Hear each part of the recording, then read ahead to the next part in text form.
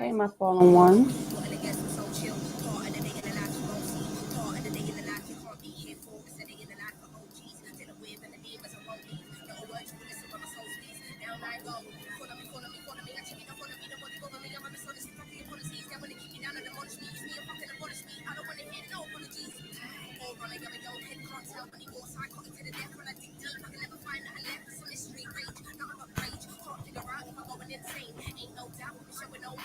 Okay, I'm just trying to get this together. Okay, I'm just trying to get this.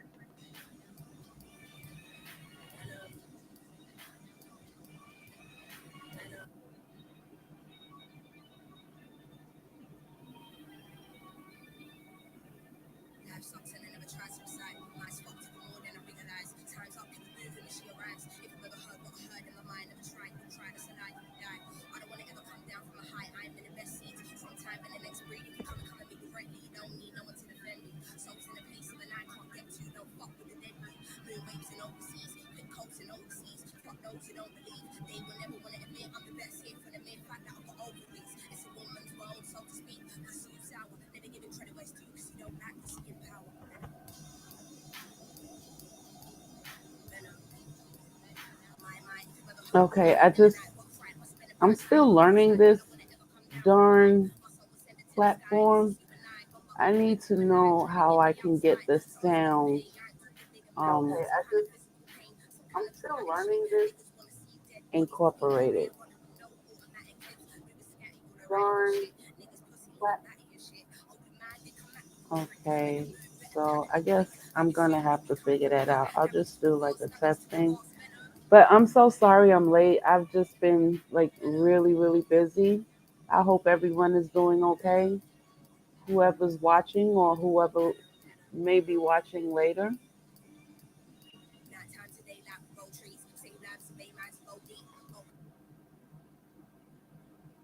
And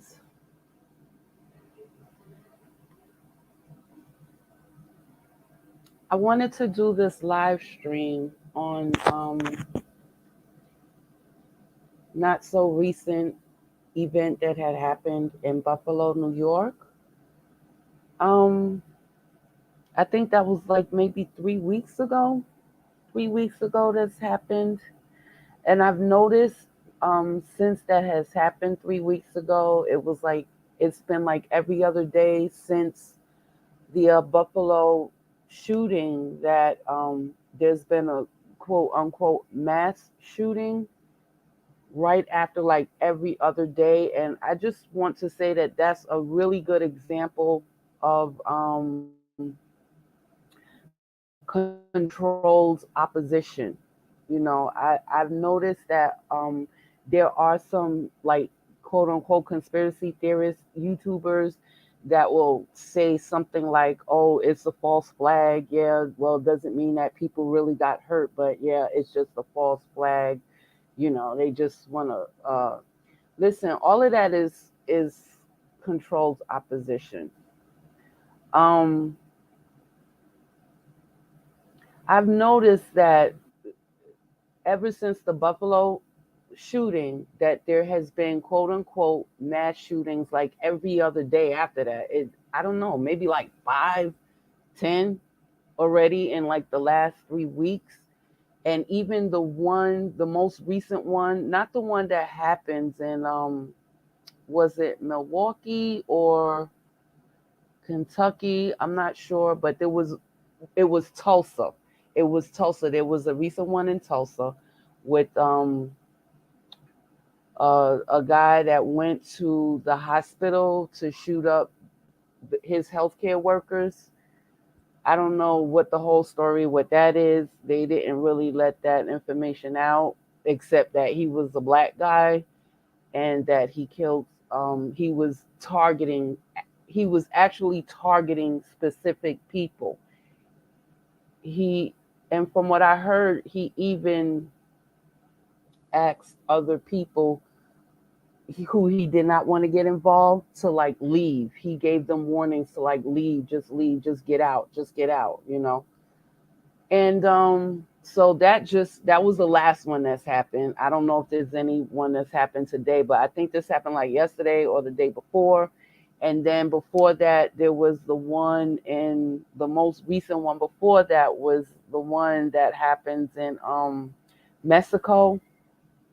Um Not Mexico, I'm sorry. In Texas. But I believe the guy was a Mexican.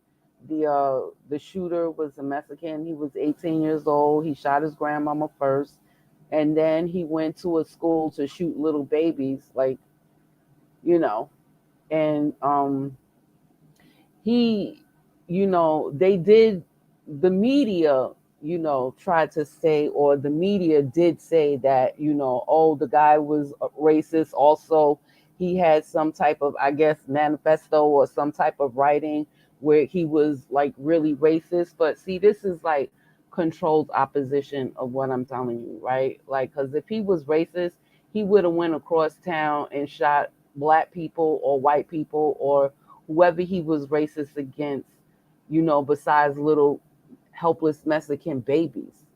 You know what I'm saying? So that's like a distraction.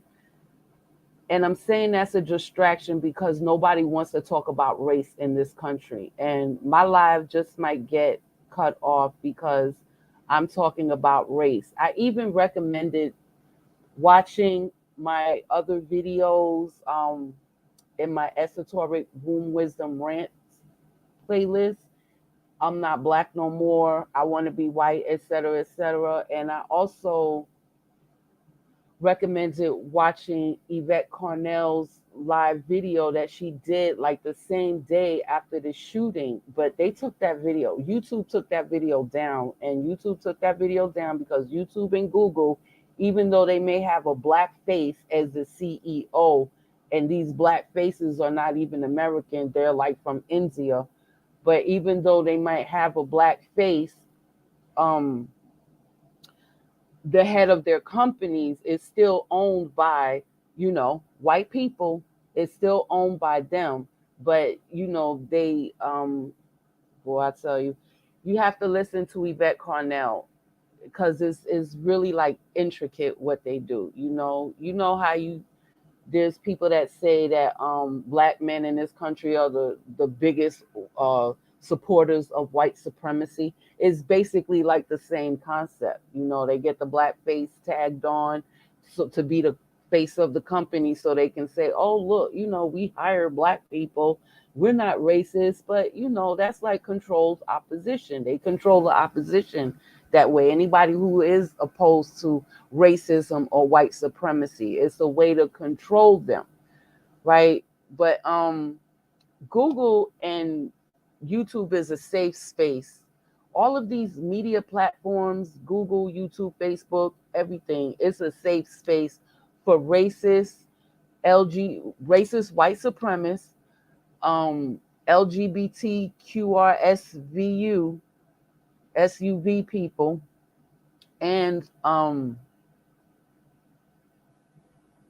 and basically and misogynist. So if you're a misogynist, if you support racism, white supremacy, if you support misogynism, if you support the alphabet gang, then you're safe in these media platform spaces. You're safe, right? Facebook, YouTube, um, even Patreon, even Patreon is because they can still take down all of your videos, if they don't like what you're saying, you know. Um, Even though it's supposed to be private, they can still take down your stuff, you know. So it's like this is like controlled opposition because nobody really wants to talk about race. So it's safer to say, oh, gun violence, gun violence. A friend of mine who, she's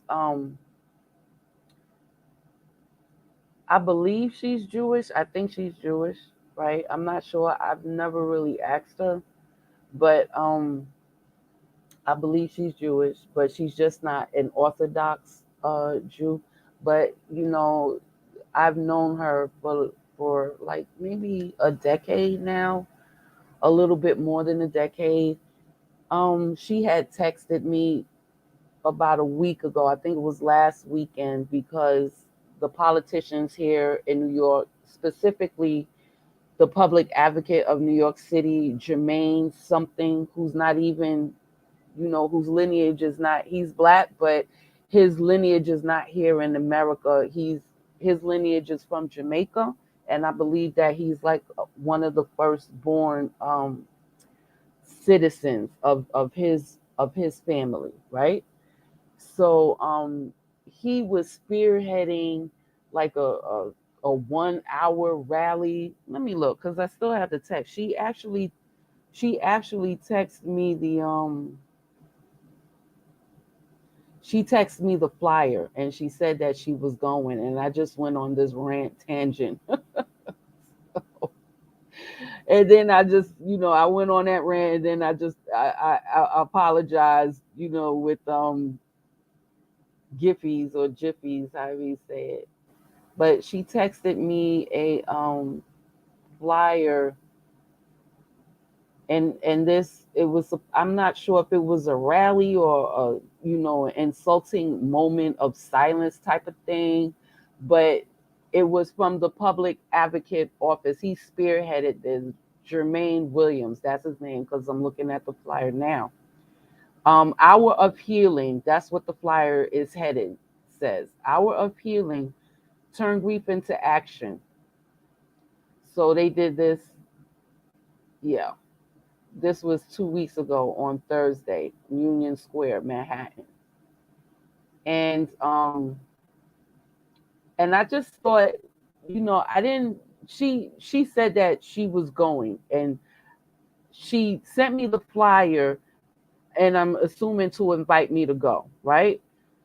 And like, this whole thing, to me, it was just so insulting. Like, hour of healing, turn grief into action, because they're not talking about why this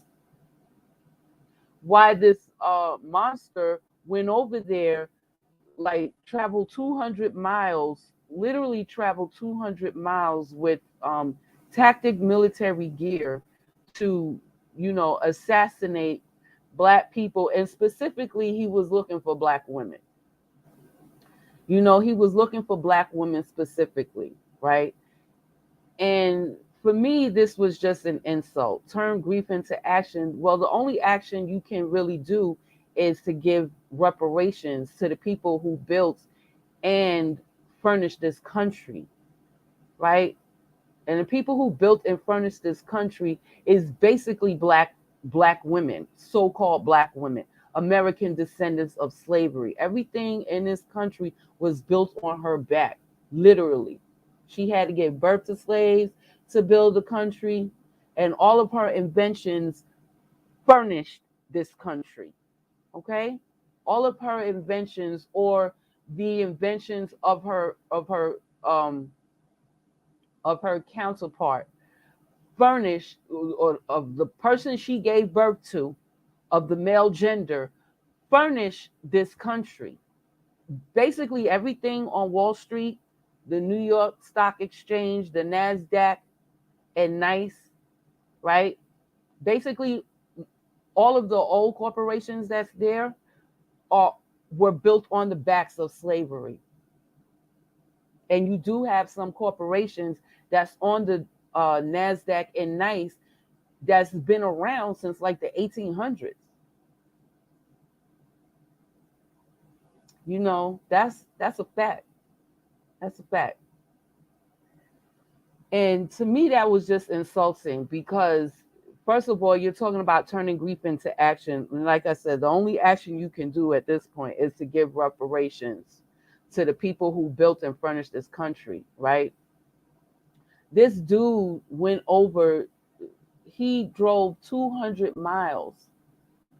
He drove 200 miles to go and shoot up black people, and specifically black women, because this is who this country were built on their backs. so-called black women. I hate using that term because I'm not black no more, but it's what like these primates are still calling themselves, right? They're still calling themselves black women, black men, but black is not a monolith, right? And really, there's really like no such thing of color. It's all based on energy. When when you're being judged by the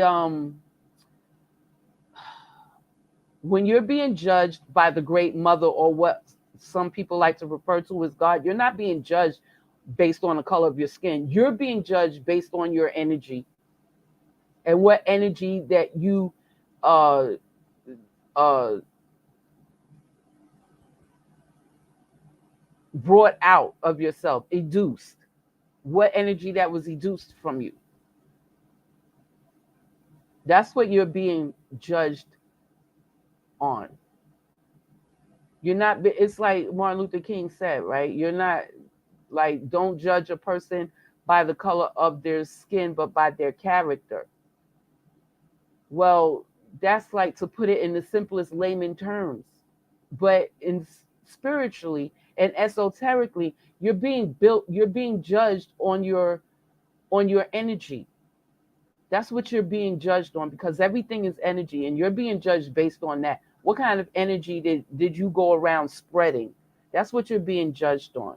It's all about energy. It's not about the amount of melanin that you may have, or the amount of melanin that you may not have. That's not what it's based on. And this guy, you I think, first of all, I already know that so-called black women are the real target. It's not so-called black men, and I'm saying this in quotes. So-called black women are the main target. They're the target. It's like, you're the target. If you consider yourself black and a woman, well, if you consider yourself black, and if you were born with ovaries and a vagina, then you're the target. Okay? You're the target. And you know, a lot of these so-called black women are being murked, and they're being murked, yes, mainly by the people that they know, the people who look just like them, the people who came from them. But I don't think that because that's happening, that anybody else who murks a black woman should be excused or exempt from that, just because they don't look like them. Because in overall, she is the target. She is the target. And if the people who if the dominant society can if the people who control the world, if the dominant society can get the people who she gives birth to and who look like her to take her out, all the better for them. They don't really have to do anything. But once in a while, they do get frustrated. So you will have instances of things like the young lady who got punched in the face by the white dude waiting on the grocery store, waiting online.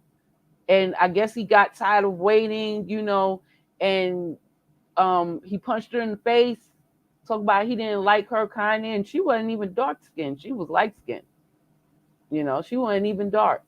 And she got abused, by a white person. Then you got one that had happened some years ago. They showed an actual hanging of a dark skinned black girl. She was a teenager, and these white people said it was in retaliation of these other black teenagers. I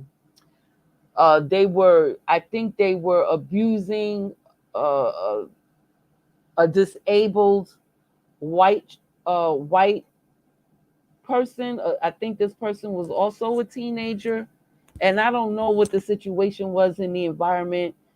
I don't know if this disabled white person lived in Blackistan or if these black teenagers lived in a white neighborhood. I don't know the story behind that, but somehow they were able to corner some disabled white uh, teenage person in their house or in, I don't know, but it was in a residence that they were able to corner this person and abuse them, and they put this online.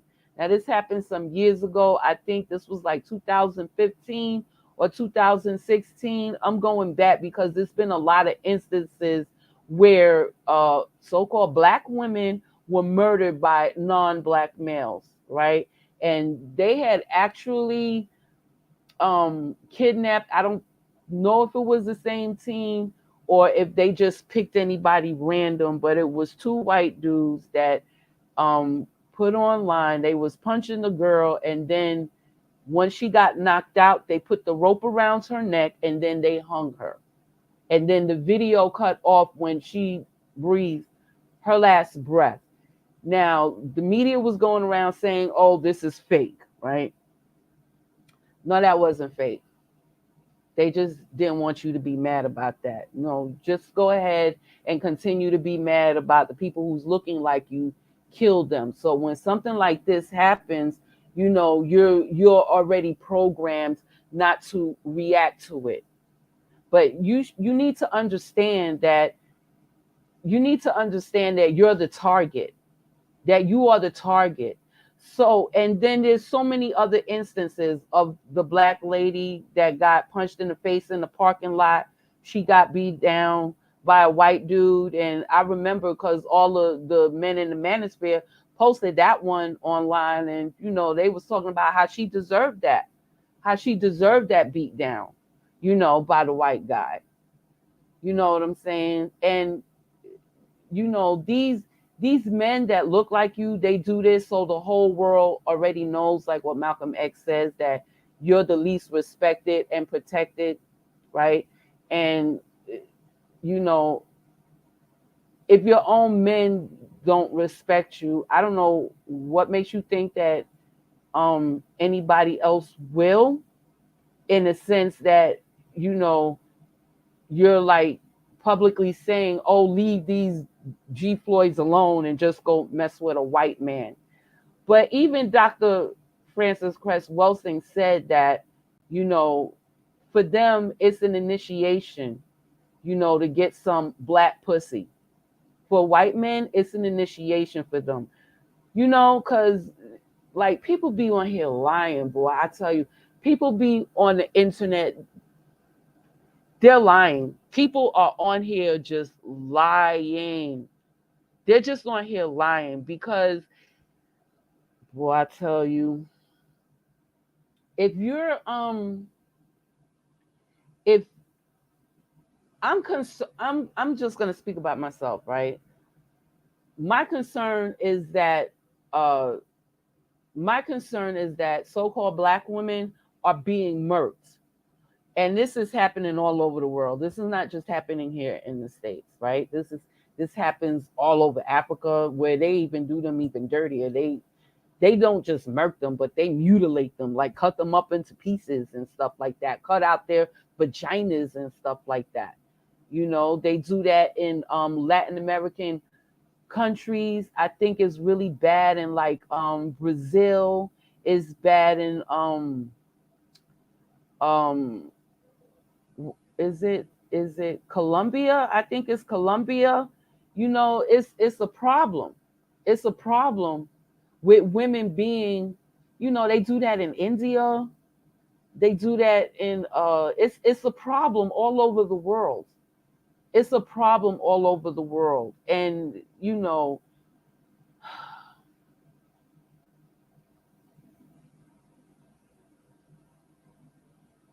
it's a problem all over the world. And even here in America, it's not just G Floyds that are murking black women, because you have, like you already looked like all over the world, as you're already the most sexualized creature and on the planet. And I'm talking specifically about quote unquote black women, right? You're the most sexualized creature on the planet, right? That's just hands down, top and bottom. So you thinking that you're gonna leave a G Floyd and go and get you a white man? He already sexualized you. He really already sexualized you. And even according to Dr. Frances Cress Welsing, who her white I don't want to say colleagues, but white people that spoke freely to her. And these are white people in a certain income bracket, right? Who spoke to her freely, because she didn't get hot and bothered by the word nigger or anything like that. They spoke to her freely, and they told her a lot of things which she came back and said publicly. And one of the things that they told her was that it's an initiation for white men to get black pussy. So this is why I said in one of my other videos, I don't remember which one it was. I was like, you have Jewish people, and because of, their history, all throughout their history, they have, when it was convenient for them, they passed for white, but they do not consider themselves white. They do not. Don't take my word for it. Go and ask a Jew. Go and ask a Jew if he's white. And then after you ask him if he's white, ask him what makes him a Jew. I want you to do that too. Don't take my words for it. Okay? They don't consider themselves as white, but throughout history, they, when it was convenient and when it was a matter of survival, they would pass for white. And that happens even here in this country. Jewish people had slaves in this country too. They were slave owners too. They were slave owners. They were in the business of, buying and selling slaves and all of that. You know what I'm saying? They were, in cahoots with it too. They're not exempt from it either, But I'm going back now to the women, right? Who swears up and down that they just need to leave the G Floyd and go for a white dude who helped to perpetuate black men sexualize you, right? Like because you're the most sexualized creature on the planet. You're sexualized while you're in the womb. As far as this whole world is concerned, you're ready to be fucked. As soon as you come out of the womb, you're ready to be fucked because you're a sexualized creature. You're the most sexualized creature. That's why a lot of the missing children are little black girls. That's a hot market. I'm going to tell you that now. That's a hot market. Little black girls are a hot market for sex trafficking. Okay? And that's just hands down. But it's like Dr. Frances Cress Welsing said, these white men confided in her and told her that, yeah, you're just used as like a ritual. You're used as an initiation, as a ritual for, sexual purposes. That's it. That's the only thing you're good for. That's the only thing you're good for. Now, they're not going to tell you that, but that's what, in their psyche, that's what's going on. And for any so-called black woman out here who thinks she got herself a white man, I almost guarantee you he's not white, that he's a Jew passing for white. Because like I said, these white men they're not going to marry you. They'll have sex with you all day. They'll have sex with you all day, but they're not going to marry you. The only ones who will do that are the Jews. They're the only ones who will do that.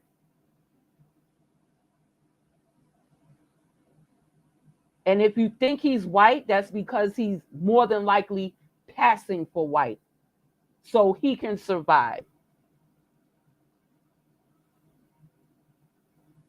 So I'm trying to tell you that you are the target, so-called black woman. You are the target. You are the target.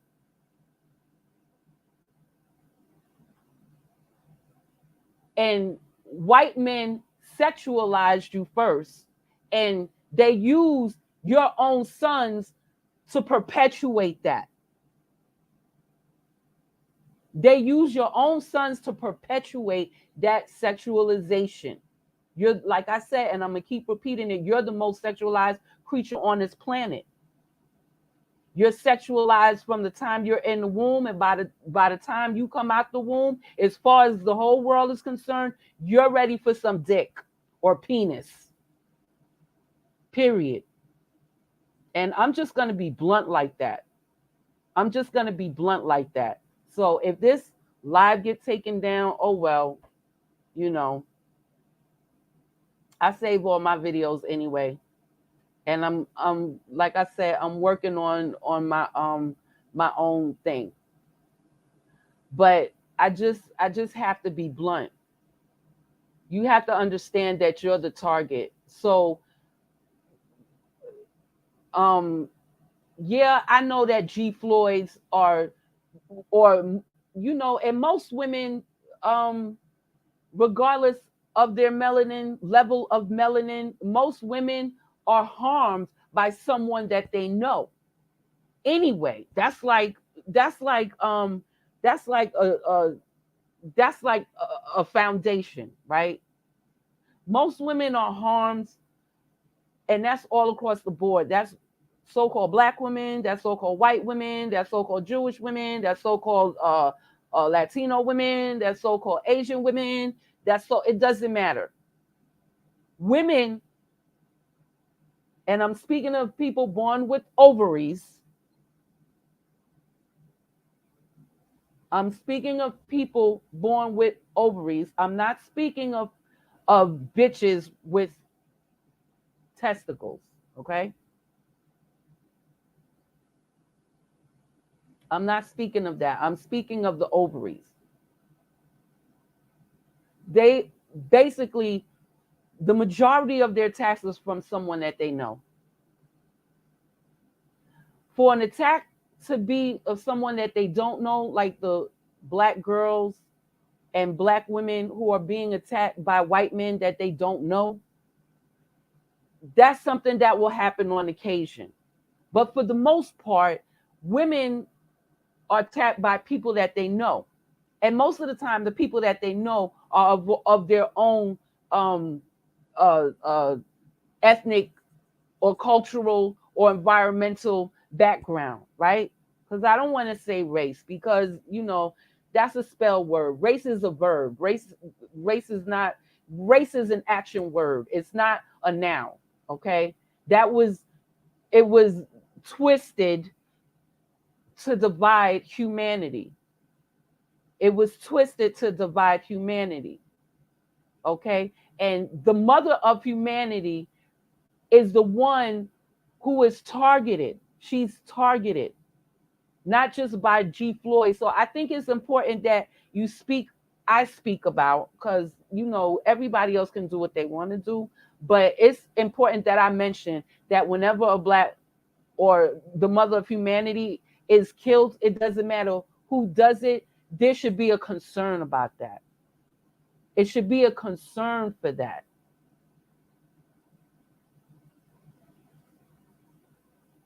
Okay, into it. Okay, thanks. So what I'm saying is, I'm saying a lot, and a lot of you might not even understand, because you're on such a low vibratory level that, like, you know, like an ant vibrates higher than you, basically, is what I'm trying to say. Like, a lot of you are not going to get it, and that's going to be your downfall. That's why a lot of you are still being sacrificed. And I'm specifically talking about the mother of humanity. A lot of y'all are still, y'all are being sacrificed. Y'all are being sacrificed. Like for real, for real. And that's because you don't know any better. See, when you know better, you're supposed to do better. But a lot of y'all are going to continue to be sacrificed, right? But I'm saying this, Black women, the mother of humanity, she's the most sexualized creature on the planet. White men sexualized her. They are the reason and the force behind her being the most sexualized creature on the planet to begin with. Then they use her own sons. They use her own sons to turn against her and to perpetuate that sexualization of her. So, like, they're not exempt from this. They're not exempt from this. And again, they confided in Dr. Frances Cress Welsing, the author, the only Black psychiatrist in America. Like, I don't even think there's any more. She's also a third generation doctor. So she came from a legacy of doctors, right? She came from a legacy of doctors. She's a third generation doctor. And, you know, I'm thinking that she was the only Black psychiatrist left. Because a psychiatrist is, in fact, a medical doctor. And they're the ones that are allowed to give prescriptions. I'm not talking about psychologists with the PhD. Please go and Google the difference. Please go and Google the difference. Okay? A psychiatrist are able to make medical diagnosis, not a psychologist. A psychologist are enabled to give therapy, basically, once a medical diagnosis has been made by a medical doctor who is a psychiatrist. Okay, so please go and look up the difference.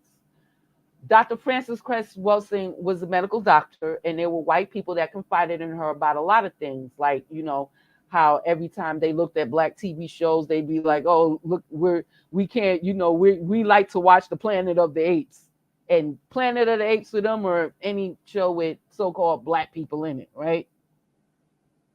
Any show with Black people in it's the Planet of the Apes, and they love to watch it, you know, because, you know, it's like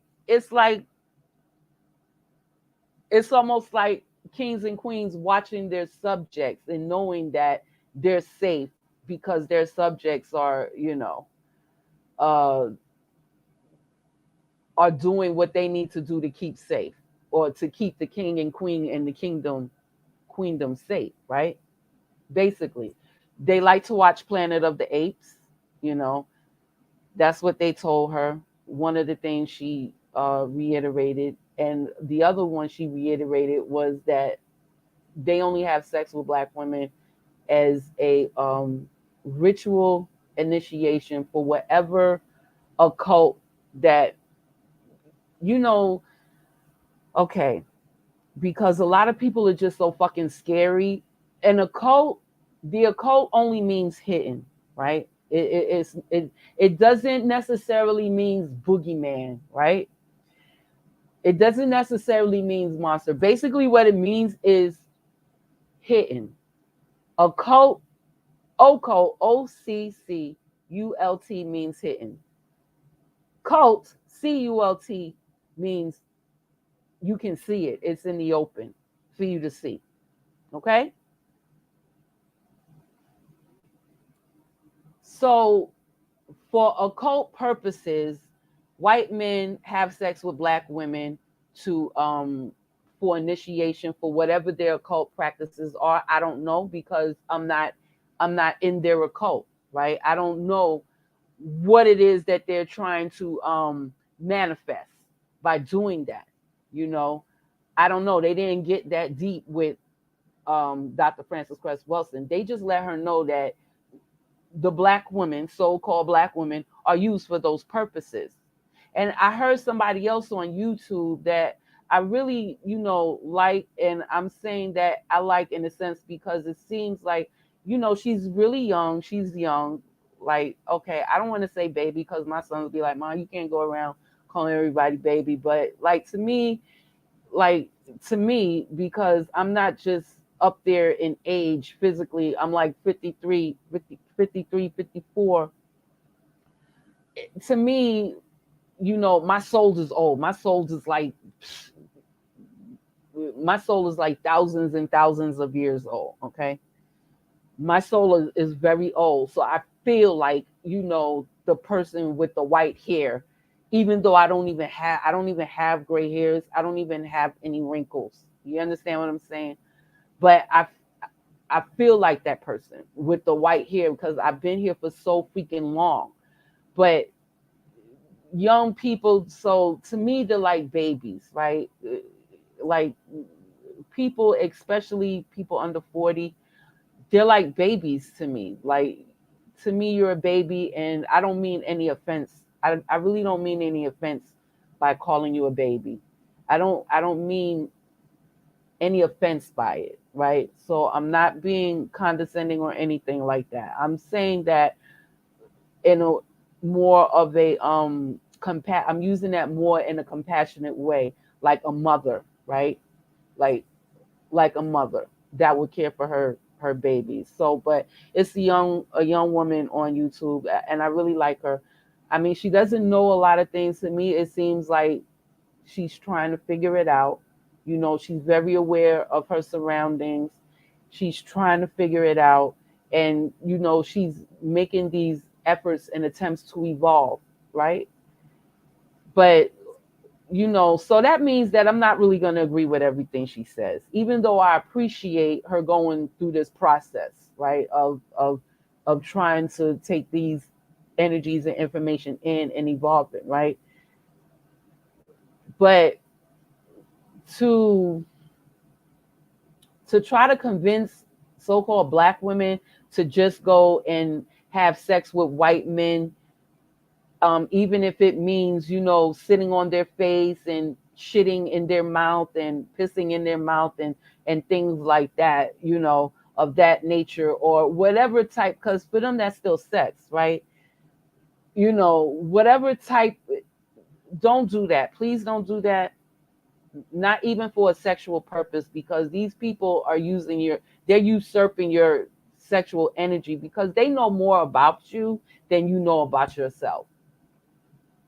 They really do. They know more about you than you know about your own self.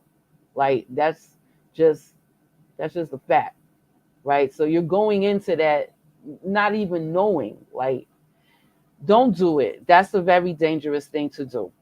That's a very dangerous thing to do, right? And for all of the women that's on here swirling or whatever, like, I guarantee your husband is a Jewish person and not white. I guarantee that, because white is going to marry white because they have, it's that's why they want to uh that's why they want to make abortions illegal, because not enough white educated women are making babies. All the people that are making babies who are white are, the typical, I don't want to say typical, but all the people who are making babies who are white are what you may consider as white trash or trailer trash, right? Is But even though you want to call them white trash and trailer trash, I suggest you go and look at Antonio Moore's videos, because even that white trash and trailer trash have more money than the average black person who has a master's degree.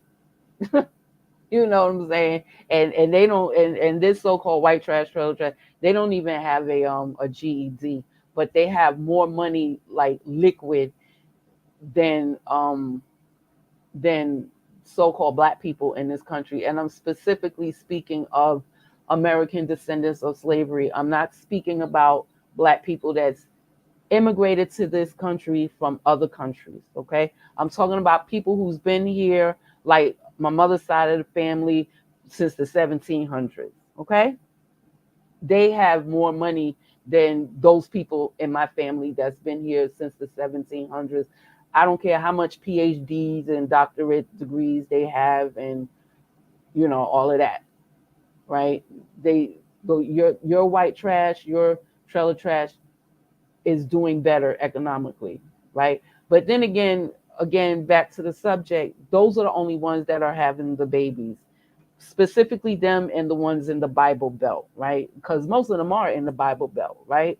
But the educated white women, they're not having babies. They're just not doing it. So um that's why they're trying to make abortions illegal.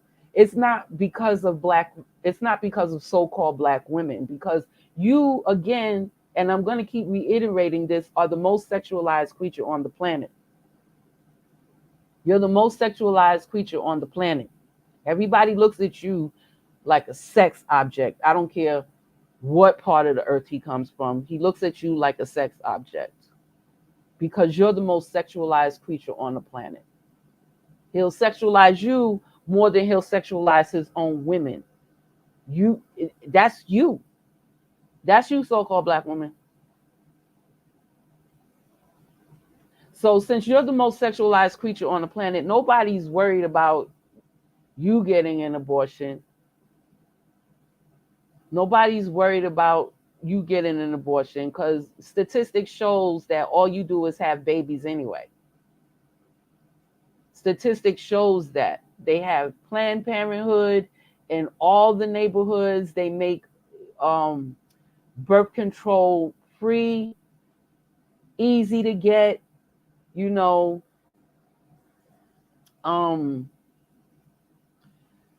like they make it easy to get, and black women are not doing that.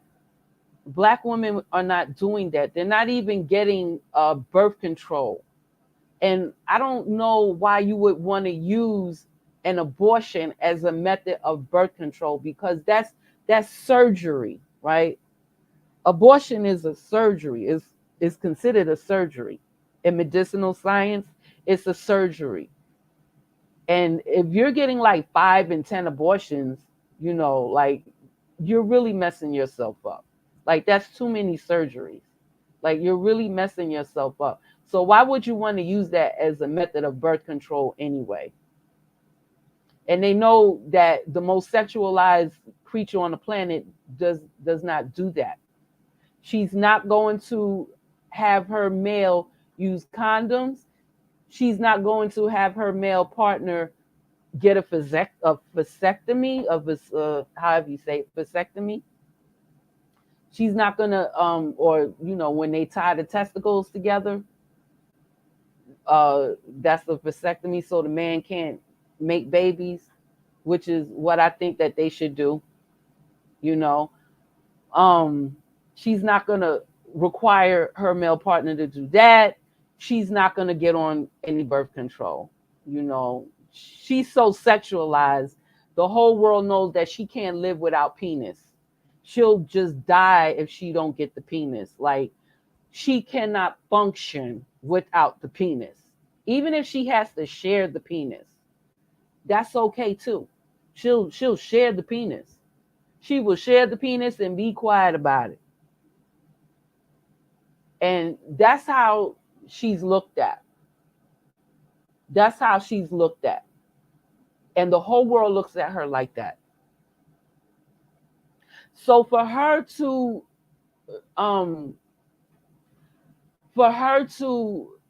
if she's with a white man, believe me, if she's with a real white man and not with a Jewish guy passing for white, but if she's with a real white man, that's basically all she's being used for. Like I said, she's the target. The mother of humanity is the target. She's the target. And this is the same thing with the dude in Buffalo who traveled 200 miles from his little town to go to a black neighborhood. Oh, excuse me 1 minute.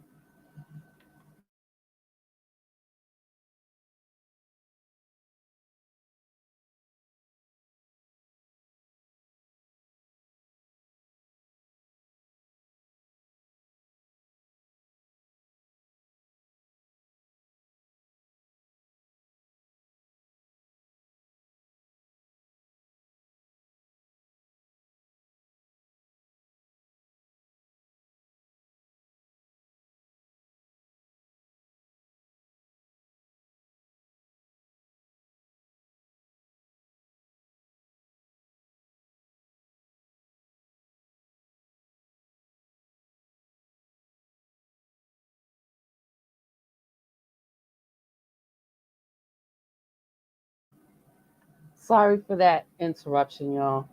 But I can't stress enough how you're just used as sexual objects for these white men.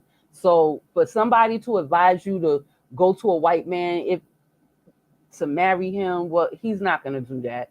But to even just have sex with him, no matter how perverted he wants that sex, that's not good. I can't stress that enough. I can't stress that enough. I already know that Jewish people, they're into the occult or hitting they're into hitting magic and stuff like that. And the same thing that they make you scared of, they use that against you, right? They use that against you. So like your Jewish husband is doing all types of he's doing all types of rituals on you that you don't even know. Like I'm just saying. He's doing all types of rituals on you, and you're just a uh you're just participating this unwittingly, but you're participating. You have to be a willing participant in order for them to manifest whatever magic that they're using you for through these sexual relations, right? You still have to be a willing participant. They do have other rituals where you can't be a willing participant, that you literally have to be ard and stuff like that. But for the most part, you know, when they get a black woman who is a willing participant, even though she don't know what she's being used for, it's that's okay too. That's okay too, as long as you're just willing to lay down with them, right? you know but I can't stress that enough. Don't mess with those. Don't mess with those people. Don't mess with those people like that, because you don't have any idea of what you're getting yourself into. Like, you already don't know. I suggest that you just step back and try and figure it out the best way that you can, because again, everybody develops according to their own level, right? So I don't expect everybody to be there with each other. Like, you're not going to be there with each other. Everyone develops according to their own level of consciousness. Okay? Some people take longer than others, right? Some people don't. Some people, you know, some things for them are just uh like doors opening to the stuff that they already knew. They had just forgotten and just needed a nudge just to remember, right? But I suggest that you don't play with these people like that. And then I want to get back to white men sexualize so-called black women, the mother of humanity. He sexualized her. He was the inception of that, of the sexualization of the mother of humanity. Black men, her sons, were willing to participate in that and to perpetuate that for generations and centuries upon century upon century. But it was started with the white man. It was started with the white man. It was started with them. So even though you might have forgotten, that he only sees you as a sexualized creature, he has not forgotten that. He has not forgotten that. And black men, like I said, they have a karmic debt to pay because I'm going to get into that, another time, but they have a karmic debt to pay.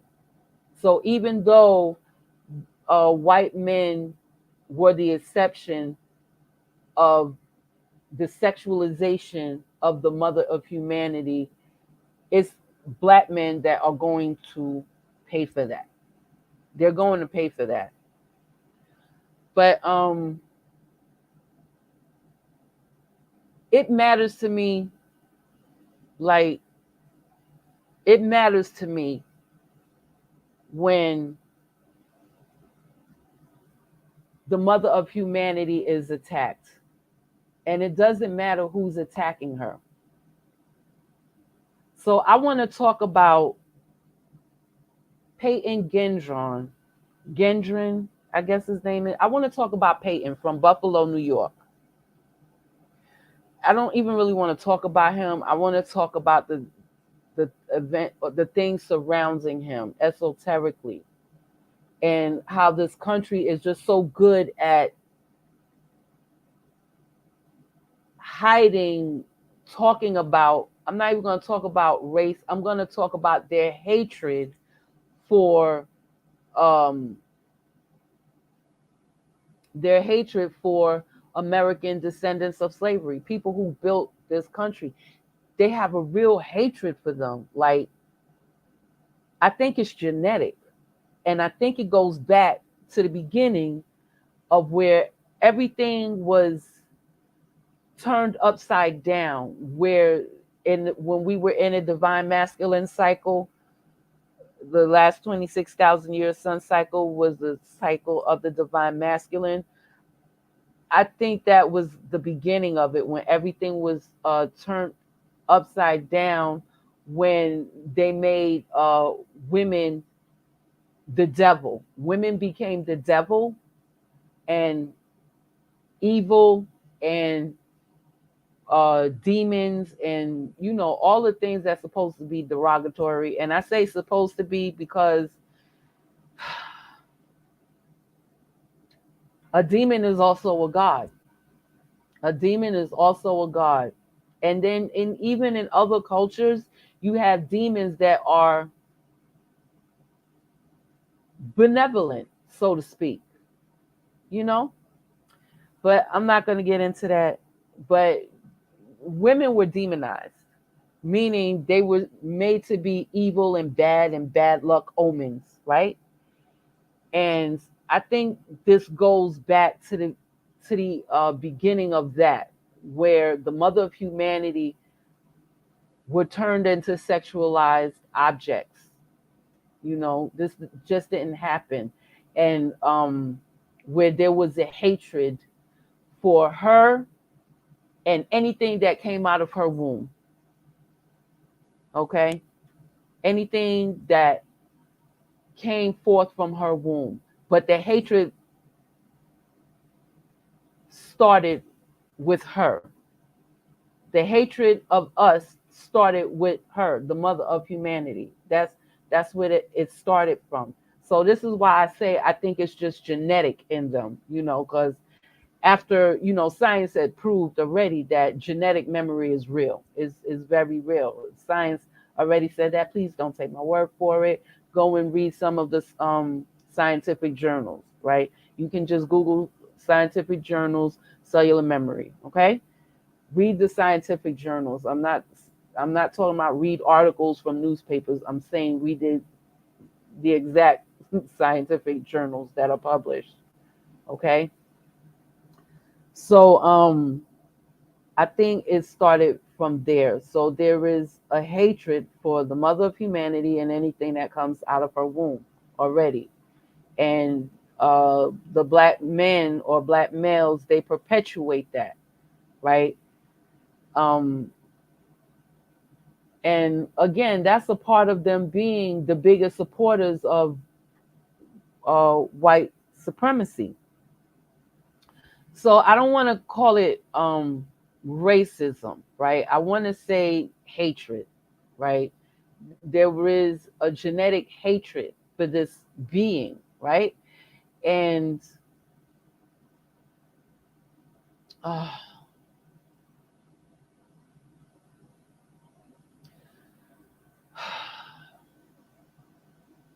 and so when we were sold over here by our own sons, when we were sold over here, um, that hatred didn't stop. And then we were sold over here. Like, I know a lot of American descendants of slavery like to say that they come from kings and queens because, they just need to feel good about themselves. Because if you don't know where you come from, I can't imagine what that's like. I really can't imagine what that's like because um like I said, I know on my mother's side of the family that's been here since the 1700s. They're recorded in the Library of Congress. Yep, and they were slaves here, so that was real. They have the first um, name of the first slave that came off the slave ship. That's and in the family tree on my mother's side of the family. So slavery in this country was real, right? And but then on my father's side of the family, he's not from here. He's from a Latin American country that, and I know even though they were slaves also in Latin American plantations on sugar cane plantations and things like that, but I still know the history of him, where his mother was his grandmother was from Jamaica, and I know the history of them who were part of the Maroons that actually fought the colonists, and then where he was born in the Latin American country that also fought the colonists, and so I know on both sides, but you have a lot of people here, and I'm specifically talking about American descendants of slavery that don't know. They don't know where they come from. They don't even know who their grandparents are, let alone who their father is. Like, they don't know who their father is.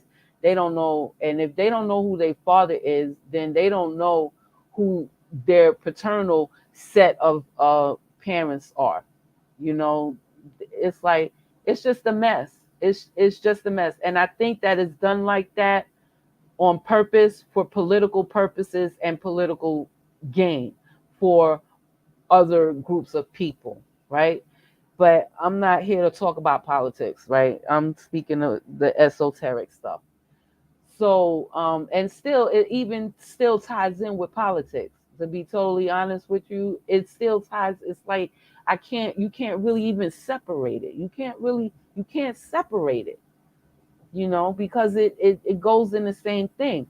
But this hatred for the mother of humanity and anything that comes out of her womb was also transferred over here when we were sold. And like again, I was saying that it doesn't mean that everybody was kings, because what really happened, and even Baba Credo Mutwa said this in not so many words, you just have to be evolved enough to figure it out, right? Like, read in between the lions, and I'm saying lions like the animal lion. You got to read in between the lions, right? Um, he said several things. First, he said man did not originate in Africa.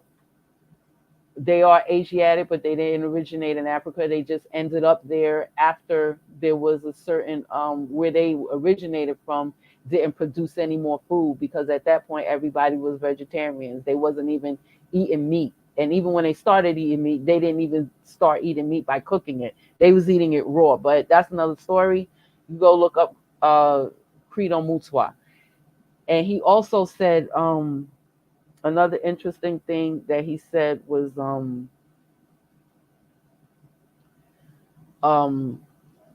about, well, that's another story. But what he did say was that basically basically what happened was the people that were sold over here, and whether it's North America or South America or the Caribbean, the people, the descendants of the mother of humanity that was sold on this side of the hemisphere, the global hemisphere, they were all the queens, the wives of the kings, the queens, all of their children, all of everything that came from their womb, and servants, um, in terms of, like, like the royal household servants, and I don't want to say subjects, but they're people, right? And being the people of their queendom or village that was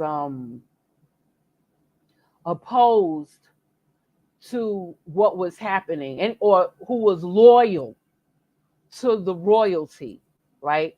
Anybody who was loyal to the royalty, all the servants were sold, and anybody who was loyal to that royal kraal, they didn't call it kingdom, right? They called it kraal. So anybody who was loyal to that jurisdiction, all the servants, all the wives of the kings, and all of the queens were sold into slavery, and all of their children. All the kings were murdered. So that's how I know ain't nobody came over here as the king, because all the kings were murdered when they were sold, before they were sold over here. So basically, and I know some people are not going to like what I'm saying, but I really don't, like, I don't really care. Okay.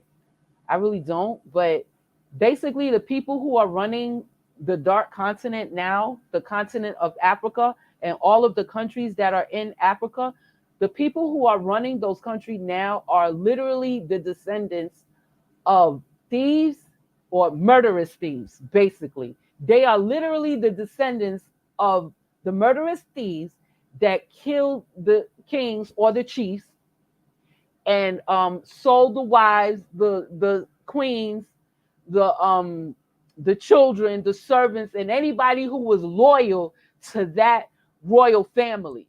Sold them into slavery. They got rid of them. They got rid of them. And these are the people, and these were men, and these were the people who are now um, running that continent into, like, it's so much blood. They got so much blood sacrifice, and so much that they got to pay through blood. That's another spiritual thing that I'm not going to get into, but like, it's not just uh the European that got to come clean, but it's also them. And I'm not talking about like just an apology. It has to be more than an apology. And that's where politics come in. There has to be legislation done, protections, all kinds of stuff, including monetary compensation. But it also have to be political compensation, right? Not just about the money. And that whole continent should also be involved too. That whole continent should also be involved. But I'm not like, I'm just saying, because they were a part of that process. They were a part of the process of people being sold over here as slaves. And I don't care who don't like it, but everybody who's running that continent to the grave right now, all the leaders of all the countries on that continent, they are the descendants of the murderous thieves who took over these royal families. They usurped the feminine power, because the only way that you can become the king or the chief was through the woman, number one. So they had to get rid of her. They had to sell her and all her children. You understand what I'm saying? Then they had to sell the people who were loyal to her and all her servants. Okay?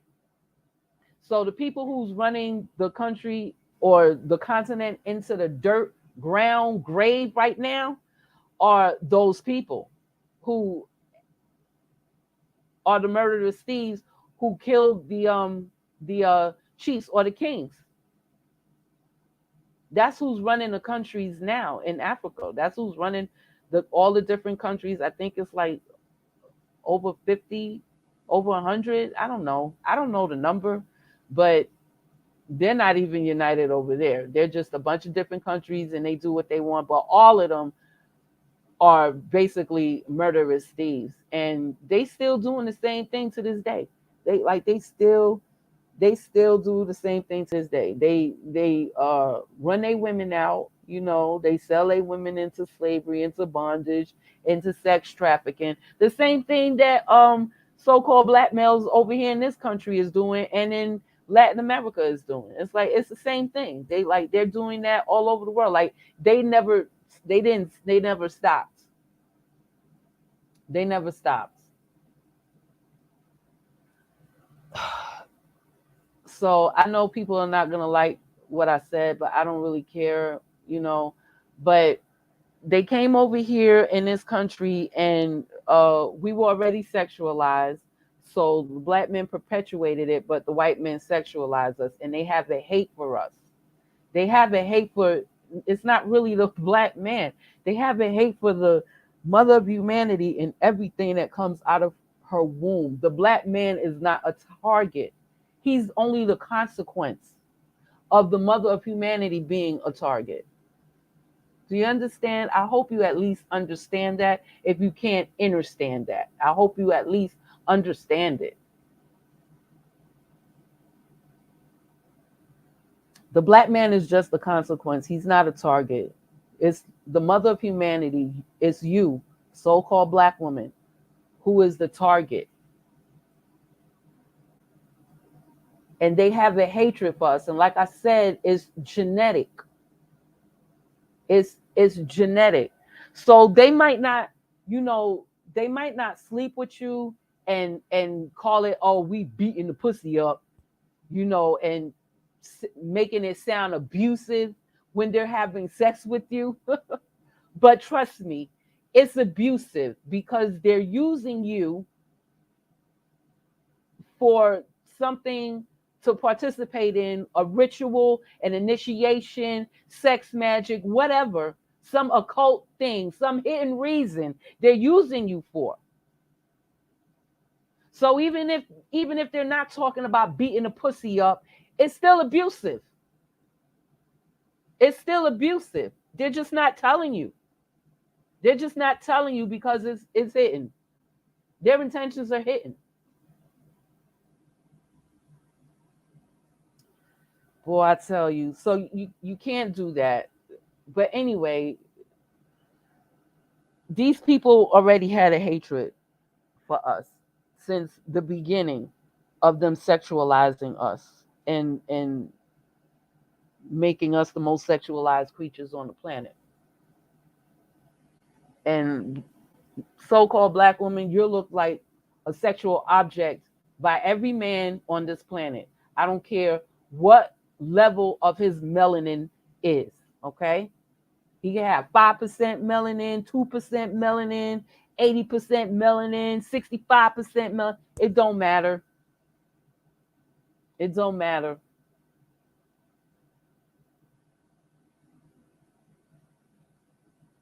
So I don't want to say that it's racism again. I'm going to say it's a hatred because that's genetic.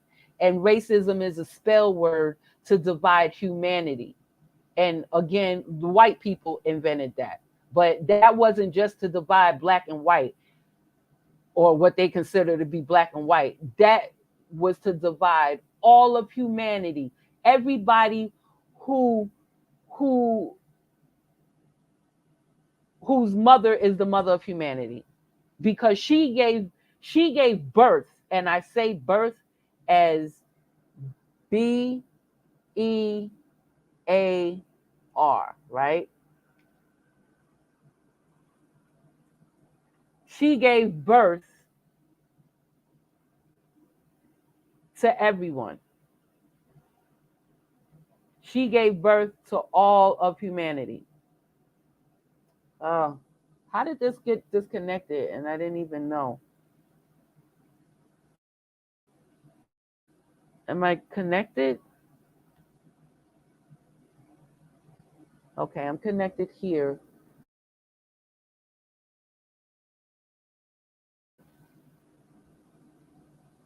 Okay, I really got a problem because I pay my internet bill before time. I don't even wait for the due date. I pay my internet bill before time, but I'm just so sick of this monopoly that they have on me in my city. I'll be so happy when I can get Starlink. I really will be. I oh my gosh. But anyway, I'm saying birth as Bearth. Did it disconnect me again? So she gave birth to all two-legged creatures. Let me just put it like that, regardless of their level of melanin. Okay. The mother of humanity, the so called black woman, gave birth to all two-legged creatures. Okay. Two-legged creatures that walk upright.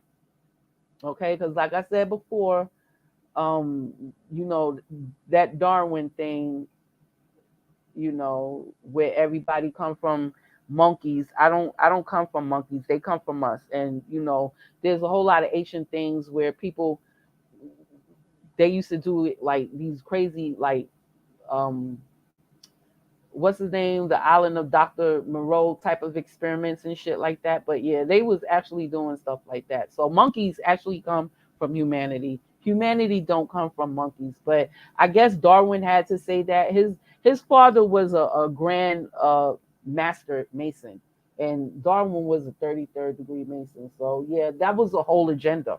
See, that was a whole agenda, but I'm not going to get into it. I'm just going to state right here and right now that I didn't come from any monkeys, okay? And neither did anyone from humanity. And I don't care what color they are. And all colors, if you're an artist, a visual artist, you already know the psychology of color or the chemistry of color. All colors come out of black. All colors come from the darkness, okay? All colors come from black. You can't make no color without black, period. Period. Okay? Okay? So there is no such thing as color. That's why I said it's only energy or vibration. Because all colors come out of black and you shine a certain color depending on your level of vibration, right? So that's why I said that the mother is not going to look at people's colors. She's looking at her level or his level of vibration. How are they vibrating? What kind of energy are they, you know, are they are they beaming out? What is your energy level? What is your vibration level?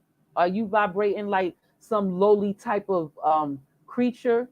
Some Are you vibrating like an amoeba? If Is that how you're vibrating? You're vibrating like an amoeba? How are you vibrating? That's the only concern.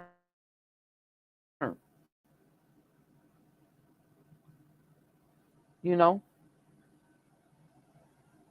but I don't want to go too long on the tangent, but no, it's okay. Strong and humble, here to learn. I'm just glad you listened. Whatever you missed, just catch the replay. But what was I saying? This damn internet. But these people hate us. And it's like I said, there's no such thing of race. She gave birth to everybody. I don't care what you look like. The mother of humanity, the so-called black woman, gave birth to all humanity, regardless of your level of melanin. And again, there's no such thing as race.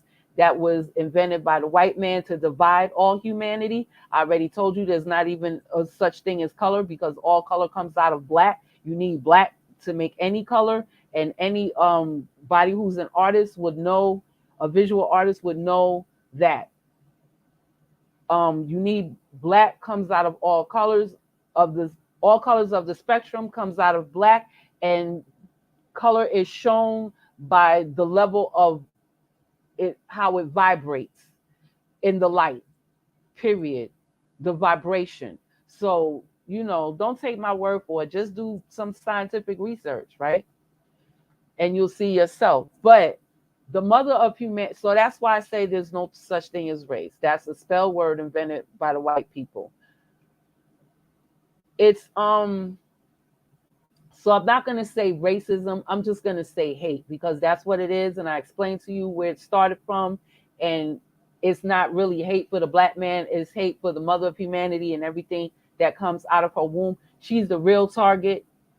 And the black man is just the consequence of that, of her being the real target. Only nobody knows this. No, because like they got this spell so good on y'all. They got y'all thinking, oh, it's all about the black man. So, when a so-called black woman gets, murked, like y'all could just turn y'all head the other way. It doesn't even matter. It doesn't even matter. But like I said, a lot of y'all are going to be sacrificed. That's just the bottom line. A lot of y'all, it's very few of y'all that's going to come out of this. I don't want to say unscathed, but alive. It's very few of y'all that's going to come out of this with life. Most of y'all are going to be sacrificed. And you know something? Nina Simone said the same thing. Nina Simone said the same thing. She said that most of y'all are going to be sacrificed. So she already, and like there is no mistaking that she's Negro. Okay, there's no mistaking about that. Yeah, she had a biracial child with a white man, and that's probably the mix up between the biracial child actually came out and supported the other biracial actress from England as portraying her as Nina Simone. She actually supported that. She supported this actress from England. I can't remember, Dandy something. This lady from England, she's an actress. She's also biracial. She actually support this woman had to wear all types of makeup and face prosthesis, thick lip, thick nose to get into the boy. I just felt like that was so disrespectful. Like, but her daughter didn't see that as disrespectful. Of course, because her daughter is not black, she's biracial. She's not black, and that's another thing that I want to talk about, because I think it was, what's that dude who's on YouTube, the guy that these white people on YouTube was gonna do a pay-per-view video they was talking about doing on him called Hitting Niggers, where they was gonna pay-per-view it, live stream him being tortured and murked like a real snuff film. You know what I'm saying? Yeah, I remember that. I remember they was talking about that. But anyway, see, I don't keep up with stuff like that. But see, like I said, I go to I go to the white supremacist websites, and I go to their web pages. I go to their media, social medias, because it's like I said, YouTube, Facebook, all the social medias, Twitter's, Clubhouse, it's all a well, I don't visit Clubhouse, but all the other major medias and their own private website. But it's a safe space for these people. It's a safe space for them. Literally a safe space. Okay, because half the shit they be publishing on social media, I don't even know why they can. Well, yeah, because the people who own these, platforms, of course, are major supporters of white supremacy. But it's just sad. But anyway, they were talking about that. They were talking about actually they would talk. What's that dude's name? Tariq Nasheed. That's his name. Tariq Nasheed. He's on YouTube, and he got a lot of followers. And I'm not even sure if those followers are like bot accounts, with just made to look like they're black, but um they're really you know white supremacists or supporters of white supremacy that just try to make it look like they're black, like they're bots and stuff. I i i really believe that a lot of those people are, because a person like Tariq Nasheed is a supporter of, he's like a major person. He's demonstrative of what I said earlier, that a lot of black males are major supporters of white supremacists. He's like very demonstrative of that. So, and I think when they was talking about doing a snuff film on him, pay-per-view, I think he had angered them at one point. I think he had angered them, and whatever it was, it seemed like he fixed it with them and got back in their good graces, so they support him. They be sending him money and stuff like that because he's spreading the hate on so-called black women. He's like a major platform to do that, you know, and he's spreading the hate on black women and so-called black women, and they support this because I'm telling you, you're the target. You are the target. So-called black women, the mother of humanity. You are the target. So they said, yeah, they'll support him with super chats on his Cash App, whatever. They will. They look, when white people support a cause, trust, they support a cause. They don't hesitate to come out their pocket. And I believe a lot of his supporters that are seen or made to look like they're black are really and I'm not talking about the ones that actually show up for his events. Because I think the ones that actually show up for his events, who also support him on YouTube media platform and on Facebook media platform, I think they are very few.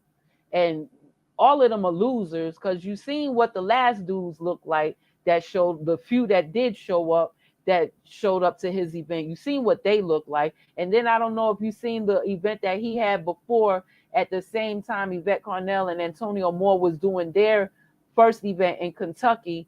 They did American Descendant of Slavery Forum, where they invited people from all over the country. They came, and stuff. From what I saw on video, it was really, really nice. And I think that was the same time that Tariq Nasheed tried to usurp their energy or their momentum and have his own like black foundational Americans or whatever the hell they call themselves. These damn weird ass Negroes, boy, I tell you, they are just fucking weird. But that's exactly who showed up to that event. Weird ass Negroes. Weird ass Negroes and the Sisterhood of Satan, the counterfeit spirits that support these losers, basically. And then they was also like far and few in between, but they were there. But the loser men, they showed up, and it wasn't like it. They still didn't pack the house like Yvette Carnell and Antonio Moore did.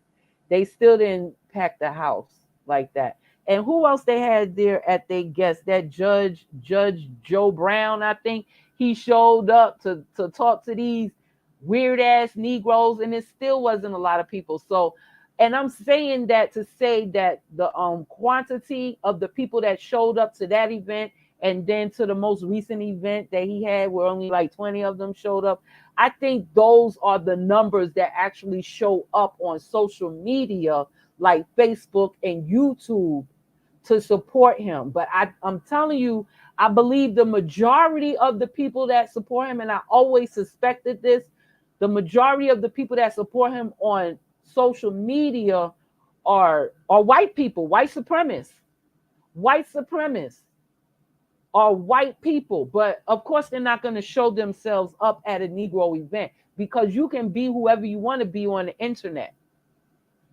That's why I say, like, these people be on here lying. I'm telling you, you could be whoever you could be fucking Superman. You can come on here and tell people you Superman, and they gonna believe that shit. I'm just saying, you could be whatever you want on the internet. You could be whatever you want. It don't matter. Whatever you can conceive of, you can become that on this internet. People, boy, I tell you. But anyway, that's the new spell. It used to be television, used to be the spell, but now it's the internet. That's why it's the web. You know, they call it the World Wide Web. You get trapped in that web. You know what I'm saying? You get caught up in that shit. You get trapped and you can't get out. You know, and that goes for the people who's pretending to be something that they're not, and that goes for the people that's feeding this pretense, right? But I believe that a lot of Tariq Nasheed supporters are racist white supremacists.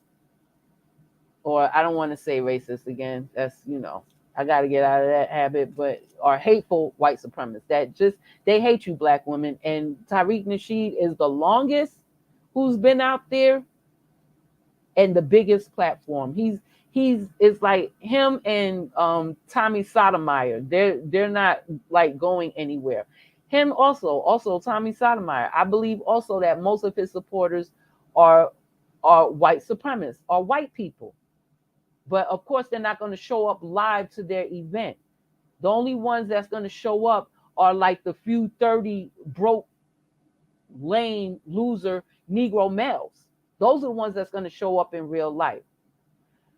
But yeah, so I remember when they was saying on their racist channel that they was gonna do they were gonna do hitting nigger. That's what they was gonna call it, hitting nigger, and it was gonna be a snuff film. You could pay per view, get your torture in, and then they was gonna murk them. But I think he made amends with them, and whatever went back to disparaging black women, right? And so even when Peyton went and shot somebody, or when Peyton went and did his when he traveled 200 miles to go and do his mass shooting, in a black neighborhood in Buffalo, which I'm going to get into also, that black neighborhood, which is like just a little part of Buffalo, but that's where like they put all the black people at, right? But I'm going to talk about that in a minute. But Tariq Nasheed mentioned that this dude had a black friend, and then he showed a picture of what looked like a biracial female, right? And y'all need to stop calling these biracial people black, because first of all, they don't like it. They don't consider themselves black. Nobody in my mother's side of the family who is biracial consider themselves black. All right? They don't consider, and you see it all over YouTube and TikTok, they're asking you to stop the nonsense. They don't consider themselves black. Tariq Nasheed showed a picture of a biracial woman saying, "Oh, he got a black friend, but he killed all of these black people." Well, she was biracial, and you can just tell by looking that she was very biracial. She wasn't black, right? And Tariq Nasheed, his wife is not black either. She's also biracial. I don't even think I've heard him say that his wife was black. I think I heard him say his wife was white, but she's not black. She's also biracial. So for him to throw that in there, I don't know if he was doing it to appease his white supremacist supporters,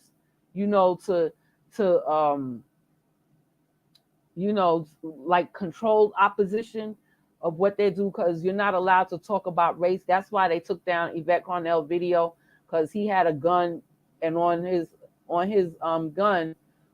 machine gun, the tip of it where the bullets come out, he wrote the word nigger, and then where he pulled the trigger finger, where he pulled the trigger at, it said, "This is your reparations." And they took, even though she didn't show the video, she only showed a picture of it, they took her live down, saying that it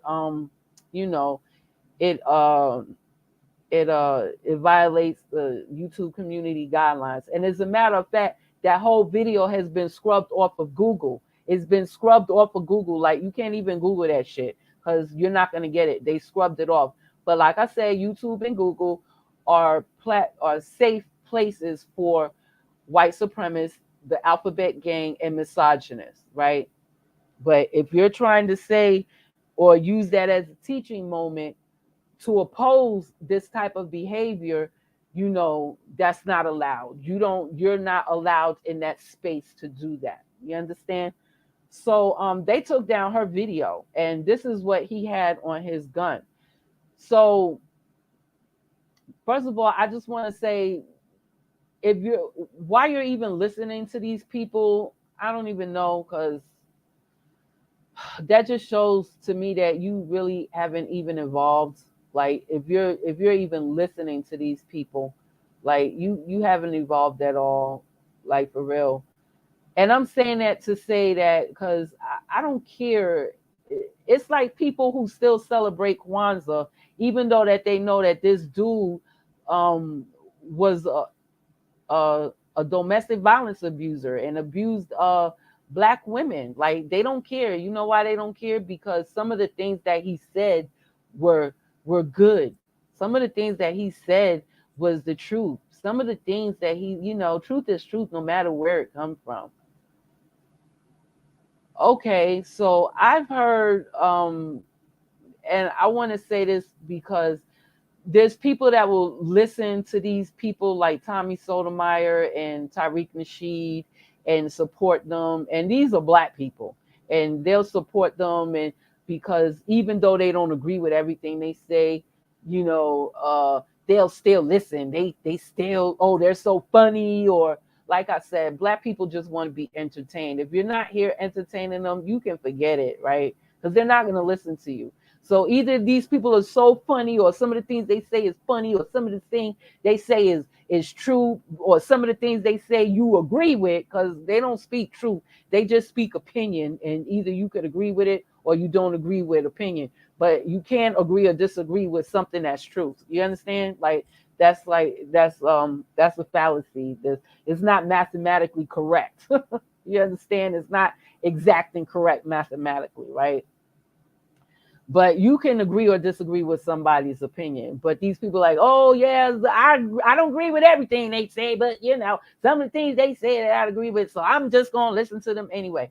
But it's like people like that, like, if you're on that level, that just means that you haven't evolved. You haven't evolved. Like, people who will still celebrate Kwanzaa, even though this man abused women, and like, he abused women. He sexually and physically abused women. But some of the things he said you agree with. He was also an implant too. He was an implant from the FBI. He was an implant, but his target was, of course, the mother of humanity. I'm telling y'all that, like, anybody who abuses the mother of humanity, they support white supremacy. I'm just gonna say it. They support white supremacy. So does Tariq Nasheed and Tommy Sotomayor. They support white supremacy. And if you're still listening to these people because you still agree with some of their opinions, like, you have not evolved at all. Like, you have not evolved at all. Like, I remember when Yvette Carnell used to be on, what's that other dude that I don't like? Boyce Watkins. She used to be on, like, he had this YouTube channel where he had all of these Black chicks on there. And Yvette Carnell, a Black woman, she was on there also. Now, I don't even know what she was saying, but I do know that because I did not like, he was one of the people that I did not listen to, because I can't have people who I don't like. If I don't want to hear anything you got to say, I don't care if there's some points of you, some opinions of yours I may even agree with.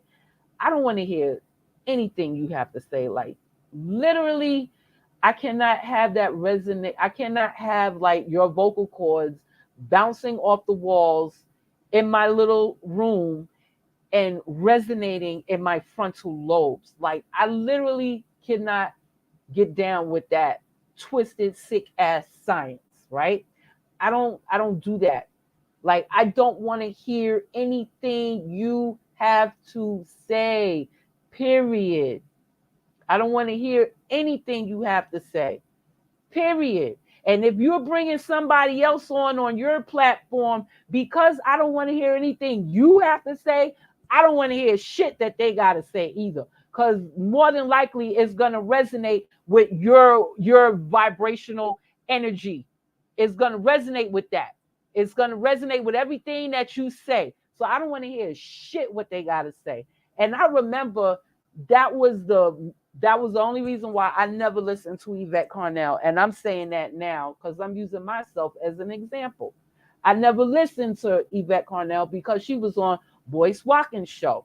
And I didn't want to hear shit that he had to say. And because I didn't want to hear shit he had to say, I didn't want to hear shit that any of them women that he had on his channel making him money, I didn't want to hear shit what they had to say. It wasn't until she came off of his channel, which I still didn't know because her videos were coming in my YouTube feed, but I just assumed that, she was still on his channel.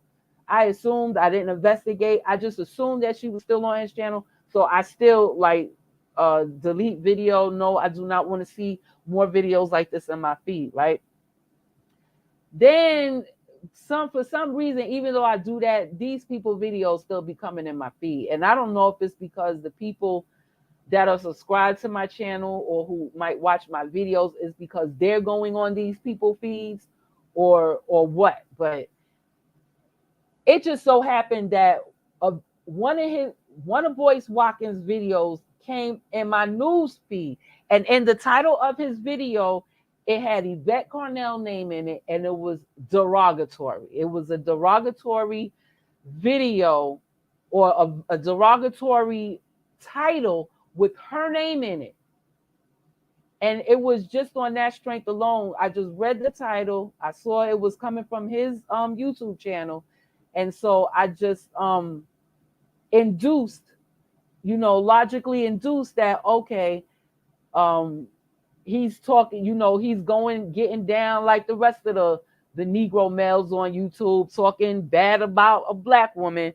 So she must have did something that goes against his vibrational level of energy, right? Oh, okay. I see. Okay. So, but anyway, he was saying the title alone was just derogatory and it had her name in it. So without even clicking on this dude video, I went straight to the person who he was talking about. I went to Yvette Carnell channel and I watched the latest video that she did. This was like 2000, maybe 18. This because she's been around, I think, since 2010. She's been on YouTube for a long time. And I think this was like around 2018. I went straight to her page and because I was like, okay, she must not be on his channel anymore. She's not resonating with his vibratorial frequency anymore. Let me go and see what it is about her that he hates so much, right?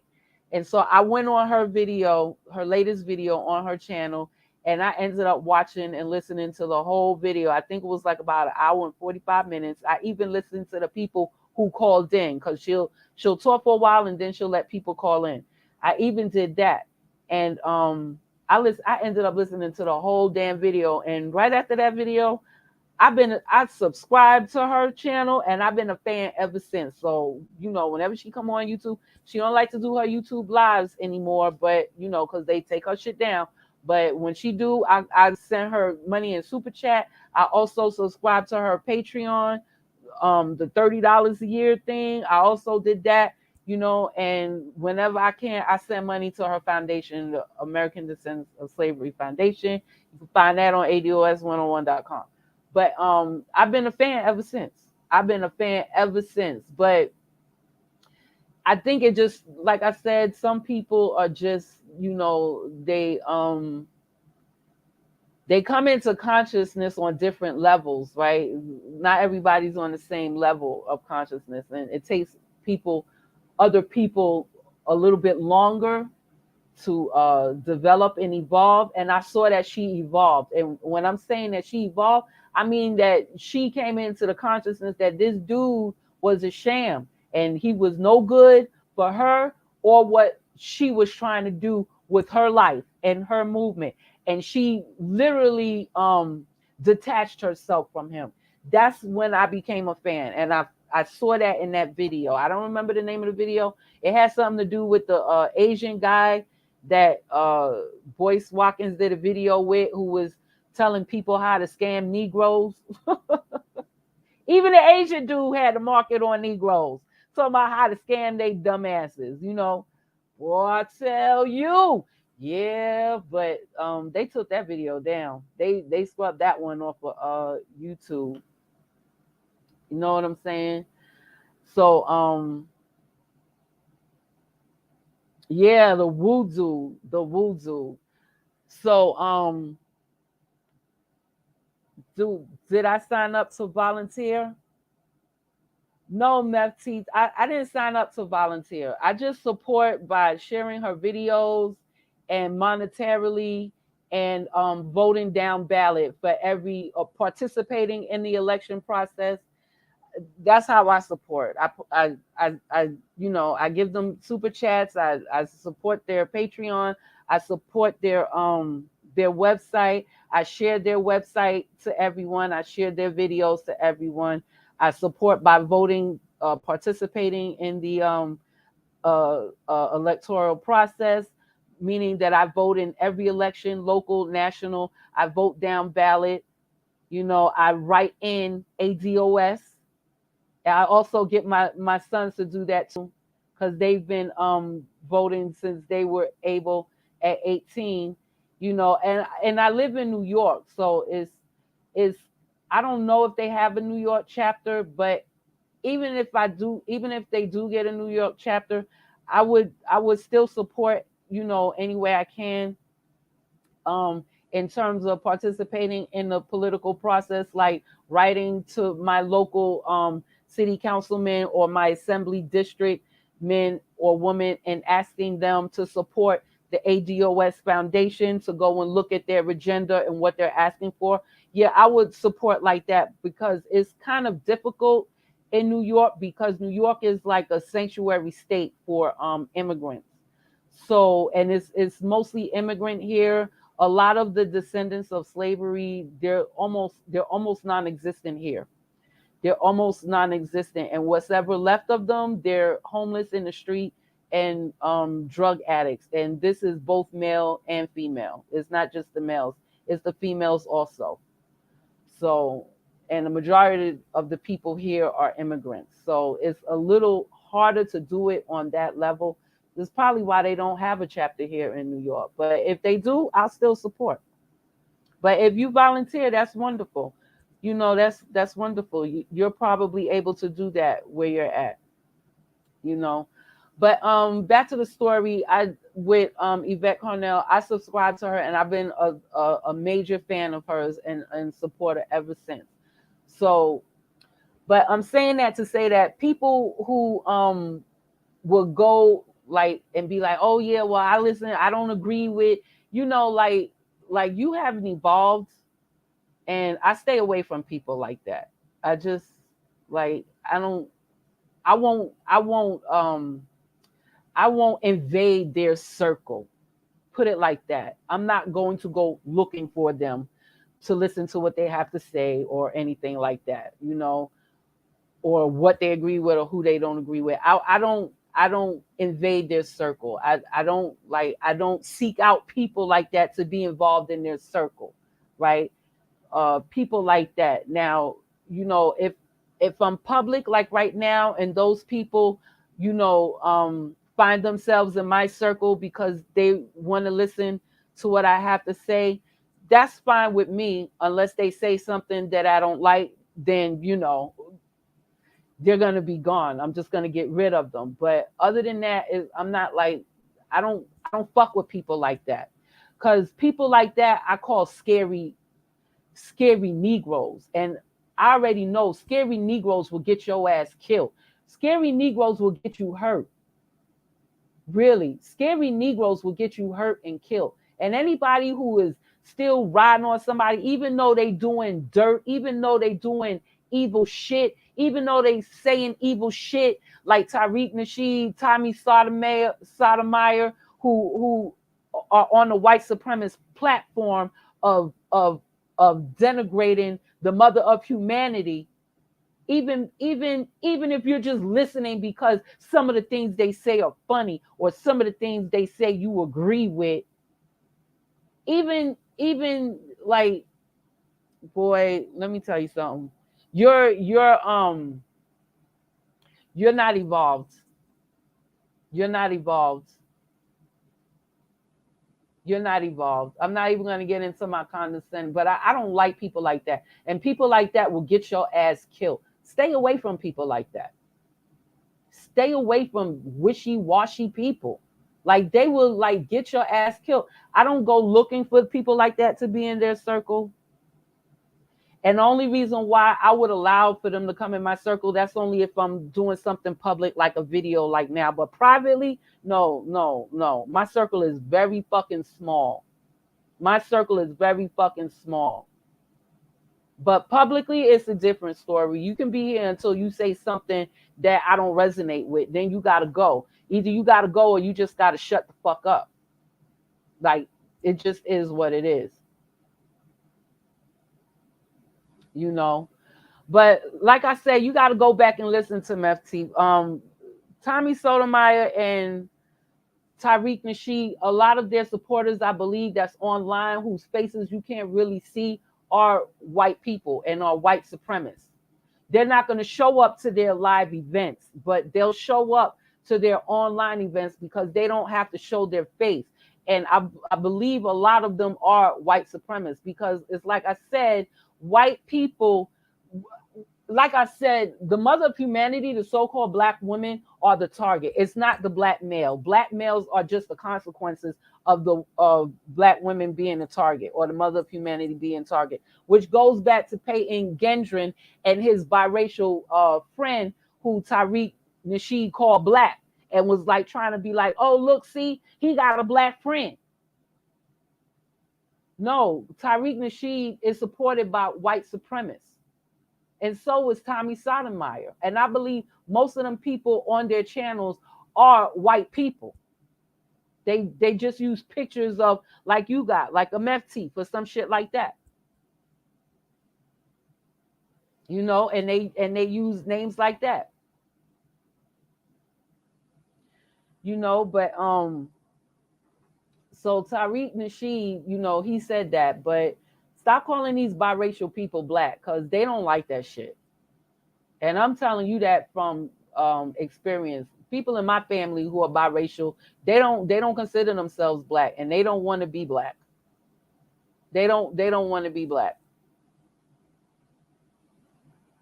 You know what I'm saying? So stop calling them black, because they don't like that shit. Like, they telling you that shit on TikTok. Stop it. Just stop it. But his wife is biracial. But PAYTON, where he lives at in New York, it's a town, it's like what we call one of those, you know, it's like what we call one of those inbred towns, right? He comes from a town with a population of only 5,000 black. I'm sorry. He comes from a town with a population of only 5,000 people. This town, it does not grow in its population level. Most of the people in towns like this, upstate New York, this is why I say people be on here fucking lying. I heard some people, boy, I tell you, people be on, you know, you can come on social media or on the internet and be whoever you want to be. And for the most part, you can guarantee that 99.9% of the people coming on the internet are fucking liars. But people are just fucking liars. But anyway, upstate New York, the town that he come from, we got a lot of inbred towns meaning that it's a small population and the population rarely ever grows. Like they do a census every 10 years, right? So the population rarely ever grows. And if it do grow, it'll be others that's migrating into that town. It's not the people who's been there for like generations, right? So and these towns are also the people who run the prisons upstate. These are the same people who, run the prisons upstate New York, who work in the prisons upstate New York, and all of that. Like whatever their level of employment is at the prisons upstate New York, these are the jobs for these towns like this, right? So Peyton came from an inbred town. It was like 5,000 people in his town, right? Out of the 5,000 people in his town, only 50 of those people were black, or according to the census, they were black. Now, I don't know well, if if they did the census and they checked black, then okay, that's how they identified, right? So according to the census, about 50 of these people were black. Now I'm thinking, like, because I think the population was like 98% people identified themselves as white, and then the other 1% was like Latino. The other half, like 0.6%, was like black, and another 0.4% was like other, and like another 0.4% was like Asian, right? But I'm saying this to say that this dude Peyton, like he didn't. First of all, New York gun laws are very strict. Most people cannot carry a concealed weapon. That's the only strict law, is you cannot carry a concealed weapon. A concealed weapon are what all of the criminals in New York City are walking around with. Most of them are walking around with weapons that can be concealed, right? So New York state law says that you cannot walk around with a concealed weapon unless you have a license. And more than likely, they're not going to give you a license to have a concealed weapon unless, for two reasons.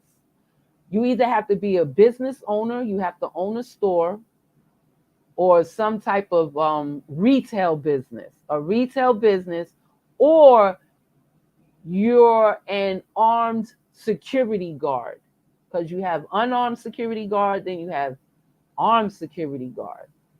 So that's the only two ways you're going to get a license to carry a concealed weapon in the state or in the city of New York. Now, open weapons are a different story. Like, you can walk around here with an open weapon, a 22 rifle, anything that's like legal, to have in New York State. You can walk around with that openly, because like, it makes sense, because like you really can't walk around and conceal something like a 22 rifle, can you? I mean, unless you're wearing a long black coat and stuff like that, okay, then maybe you can conceal it in that. But in a nice summertime with good weather, can you really conceal something like that? And I'm just using that as an example, because that a lot of people own those. A lot of people in New York and in the state and in the city, they own these rifles, But so Peyton didn't have any concealed weapons. He had military gear. Right? And when I say he had tactical military gear, meaning he had, automatic machine guns, which is what he wrote nigger, and these are your reparations on the gun that he was killing people with.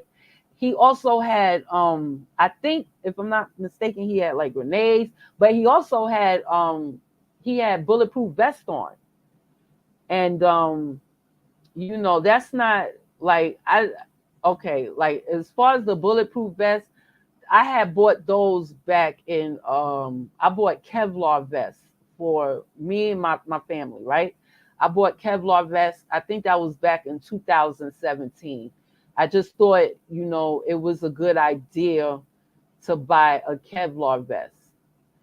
And I'm glad I did. I'm glad I did. I got Kevlar vests and I got body cams. You know what I'm saying? So if I have to murk somebody in self-defense, I'm gonna have that on video.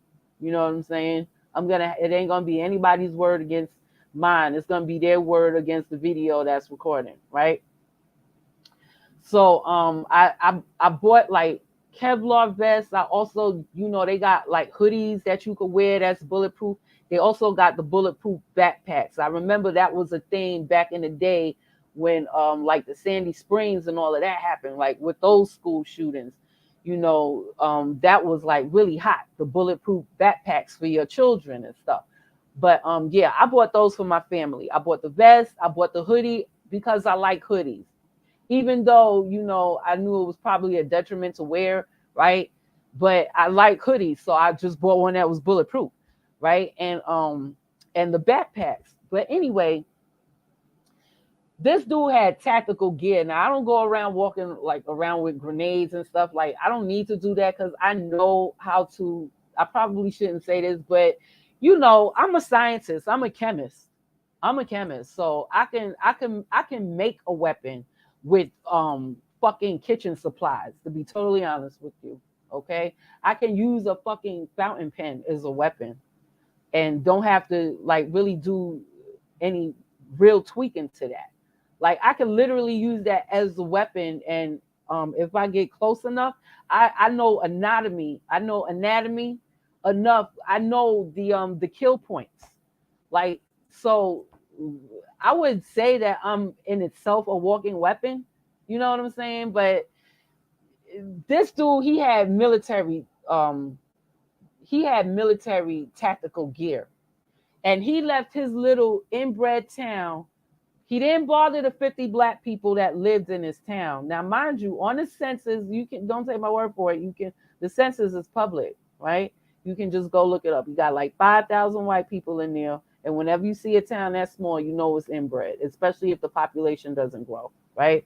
He got like 5,000 white people there. And then he got like 50 black people. So he didn't shoot up. He didn't murk those 50 black people in his town. And I'm assuming that they were safe Negroes. Those were his niggers. So nobody gonna fuck with his niggers. You know what I'm saying? So those Negroes were safe. And I hate to say it, but me leaving Blackistan, like I said in my last live video, and moving to a white town where I would be accepted, pretty much like where this dude lives, where all my neighbors are going to be white, and there's like only 7 black people there. You know what I'm saying? And you got to go across town to get to where all the Negroes over there are. Because like I said, I mean, I don't mean to laugh, but damn, like the truth is funny, sad, all in the same time and space, right? So, hey, I'm laughing at that shit. So it's only 50 black people in his town, Mefti. It's only 50. It's 5,000 white people and 50 black people. That's what was on the most recent census, which we had in 2020.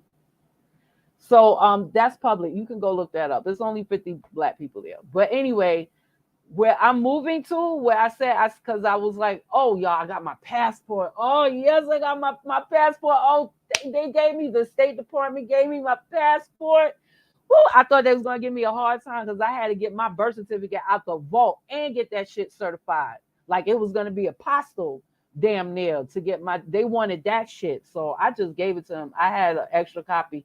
I'm so glad I bought an extra copy. So I got my damn passport and my passport card, y'all. I wasn't even playing. So where I'm moving to, I'm not leaving the city, but I'm leaving the Blackistani part of it because there is a safe part of the city that you can go to if they will allow you in there. And that's where I'm going because I'm being allowed to be in there, and I'm going to be their nigger. That's right. I'm going to be their nigger, one of their safe Negroes, okay?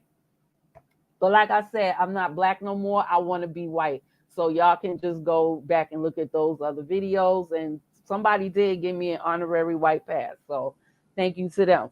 But where I'm moving to, like, you have to go across the other side of town and to get to the Negroes that I'm not like. Those Negroes over there that I'm not like, you have to drive across town to be in their space, right? So it's the same way in this town where Peyton lives, right? The Negroes in his town, he didn't bother with them. He didn't bother those. I consider his safe Negroes his niggas. Those are his niggas. There's nothing wrong with them. Those niggas are okay.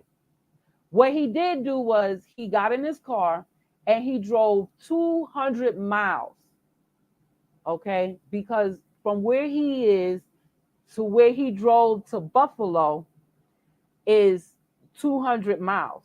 So I think it was like a 3-hour drive, right? It's about 200, 250 miles, give or take, right? That's like he drove like 3 fucking hours, y'all, with all of this military gear and was live streaming it on another website I be on. That's a white supremacist website. I think it's 4chan. You know, he live streamed it on there. You know what I'm saying?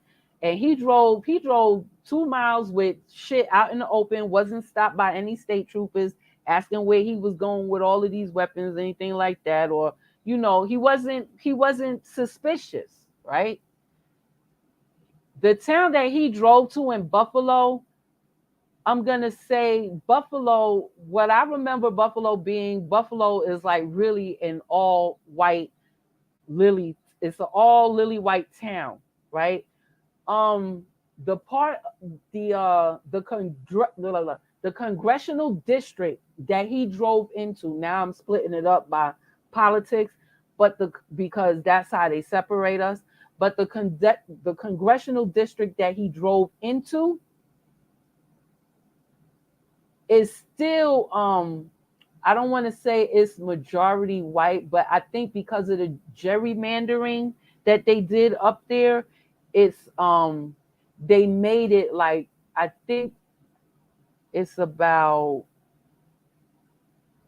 58% black people there. And I'm just assuming because they gerrymandered that area after, you know, it was like too many black people there, and they, you know, they still needed their all white spaces, right? So where he drove to, that district, I think is like 58% black, right? And then the district right next to it, the congressional district right next to it, like you literally just go across the street or across the road in that instance, because all of upstate New York is country, but you go across the road on the other side of the road, and that's like another congressional district, and that's like, out of the 160,000 people that live there, only like 5,000 of them are black. You get what I'm saying? So wait, I wrote this down. Tell me I wrote this down. Yeah, that's the district right next to it. So the one that he went and shot himself, or Peyton went and found himself in, I think that was a gerrymandered district. But even the congressman in the district next door to them won't condemn. They won't condemn it as racism. They just condemn it as gun violence. And it's like I told you before, it's because this country don't want to speak about the evil deeds that has done to the mother of humanity and what came out of her womb. Because remember, I told y'all it's all about her. It's not about black men. It's not about black men. They're just a consequence. So he didn't even, he's white. He didn't, and he actually fired 2 people who on his staff that wanted him to come out and denounce this as racism. He fired them. He was like, nope, I'm not even going there. And one of the people that he fired was a black dude who's not even married to a black woman. He's married to a BIPOC woman. Oh my God. He's married to a BIPOC woman. He identified her as BIPOC. She identifies herself as Latino. Boy, I tell you, these people, boy, I tell you. Anyway, and I think the other one he fired was a Jewish lady, right? But he didn't want to say anything. He didn't like want to denounce racism. His thing was gun violence. Oh, we got to get the guns off the streets. We're not going to talk about racism. But that's what it was about. It was about, and I said I'm not going to use the word racism because that's not a noun. That's actually an action word. It's not a pronoun. It's not a person, place, or thing. Race, but it was used as a spell to divide humanity. But he didn't even want to discuss that. But where Payton drove to, I believe that district was gerrymandered, and he strictly went to where black people are. He didn't go to the 49% of the town where all the white people live. He went to where the black people were and where he knew that he was going to catch black women shopping, because for the most part, see, I live in New York, and for the most part, black people, the most of the people that do the shopping here, when it's so-called black people are concerned, it's the women. It's the women that will do the shopping, and either they'll be by themselves shopping, or they'll be with their kids shopping, right? Or their children shopping. And I'm saying this from experience because I worked in grocery stores, right? I worked in like supermarkets. Like I didn't work in like the corner store supermarkets. I worked in like major supermarket chains where I was a cashier and people had to come through me to get their food, pay for their food, right? So for the most part, from what I observed, is that most of the time that when so-called black people show up, it's black women that show up by themselves or with their children. White people come as couples. It'll be the man and the woman shopping, or it'll be the white mother and her old white son, and who's with her, accompanying her, helping her, Yeah. And even sometimes their grandmothers, they'll be there, assisting their grandmamas, but it'll be white men with them mostly. It's very rare that I'll see like another young white female with the older white woman doing the grocery shopping. For the most part, it's white men. And even whether they're coming to assist their mother, whether they're coming to assist their grandmother, or whether they're coming to assist their significant other. So it's like that, right? And then when you do see, when I do see, and that's also like that for other races, like or other people, other parts of humanity. I got to get out of that spell of saying races, but other parts of humanity, like Asians, Latinos, they'll always, like the Asians especially, they'll always shop like together, like they got their whole family with them. If it's not just the husband or the wife, if they have children, those babies will be there too.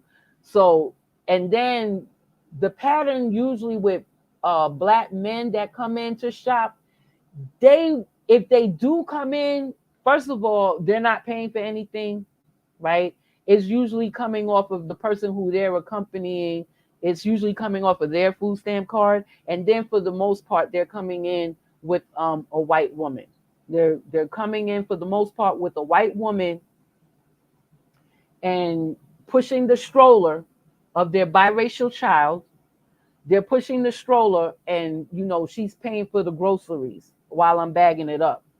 I'm bagging it up for her, So that's pretty much how the pattern that I've seen, the math pattern that I've seen in terms of grocery shopping. So I'm looking at it like, this dude goes to a predominantly black neighborhood, and that there's going to be black women in their grocery shopping. There's going to be black women grocery shopping either by themselves or with their children, no matter what age they are. Old women by themselves, middle-aged women by themselves, young women with their kids and all of these strollers and stuff like that. You know what I'm saying? And that's how it is. So my thing is, he's a supporter of white supremacy. He went to kill what the true target is, which are black women. That's who he went to go and do damage to, black women. And like I said, if there were any black men that were there that got murked, they were just the consequence of the black woman or the mother of humanity being the real target, because it is what it is. But he was that's who he was targeting. Now I know they use this thing about the great replacement theory, but the great replacement theory, like if you really truly know anything about it, the great replacement theory has everything to do with immigrants coming here from another country, Jewish people, and black males producing biracial babies. That's basically what the great replacement theory have to do with that. Now, Peyton did not go to a barbershop where black males hang out at. He didn't go to, well, upstate New York, you're not really going to find a bunch of people hanging out on the street corner. But he didn't go to any places that would be frequented by black males, like the corner store, the barbershop, the pool room, any place that's frequented by black males. He didn't go there. That wasn't his target. His target was that of the mother of humanity, like I told y'all before. So, and that's what the great replacement, that's who that's the great replacement theory. It targets, like I said, immigrants, Jews, and black men who are into interracial procreation. But I think they used that as an excuse. His target was the mother of humanity. And you get rid of the mother of humanity, then she can't give in any birth anymore to any black males who's going to, dilute his gene pool, basically. And he drove 200 miles across town to do this. So that's who his target was. It was black women. Yeah, because it's like I said, Meft, the only one who is giving birth right now to white people are what black people would consider to be white trash or poor white trash, or the inbred people, like where he came from. Those are the only people right now who are giving birth, and they're not really doing it in the droves that other populations are doing it, especially black women. They're not doing it in droves like black women are. Black women are doing that in droves. Now, I'm not saying that all the births that they're giving are live births, or these births were able to make survive, but I am saying they are giving a lot of births. They're giving a lot of births as compared to even the white people, in the Bible Belt and in these inbred towns that are not. But they are the only ones that are doing it. They're the only ones. The educated white women are not giving birth like that. The educated, well-to-do, feminist white women are not. They're not giving birth like that, And that's who they really want. They really want these women to start to bear some part of this burden in,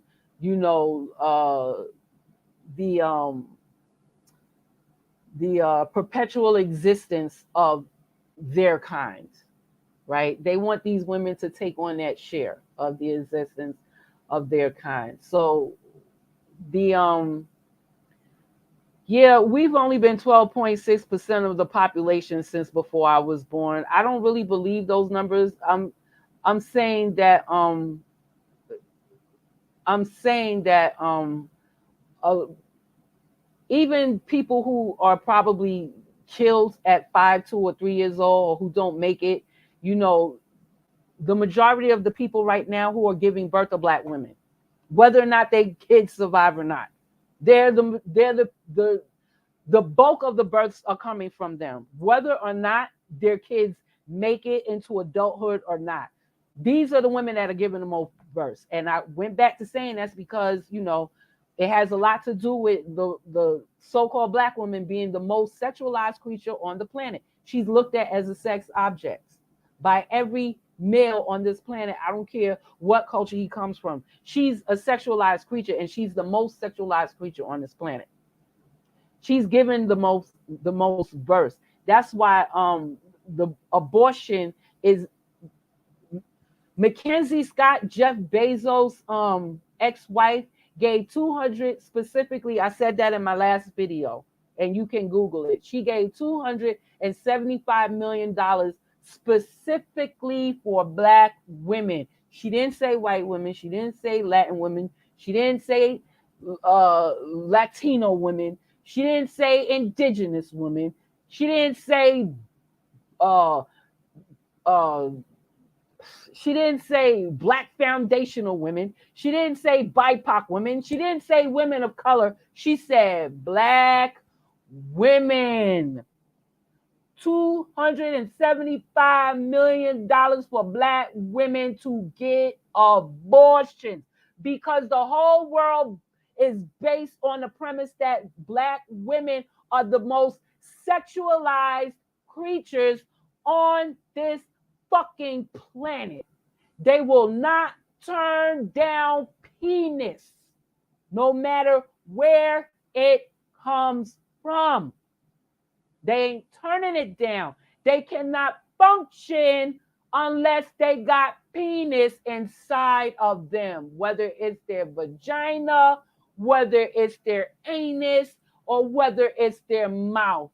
They cannot function without a penis.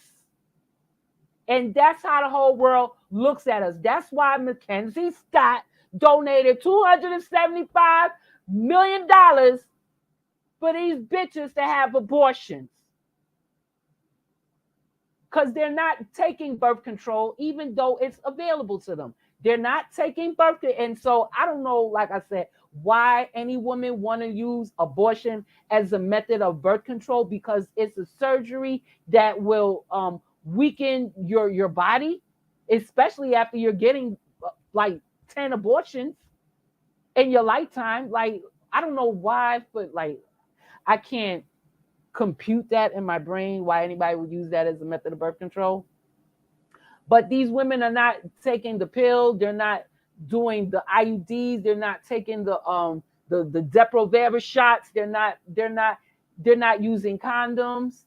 They're not asking their male partners to get vasectomies and get their testicles tied so they can just fuck themselves into oblivion, which I think I really do think that they got every right to manifest on this planet. And if they just want to be, fuck toys, they got every right to be a fuck toy.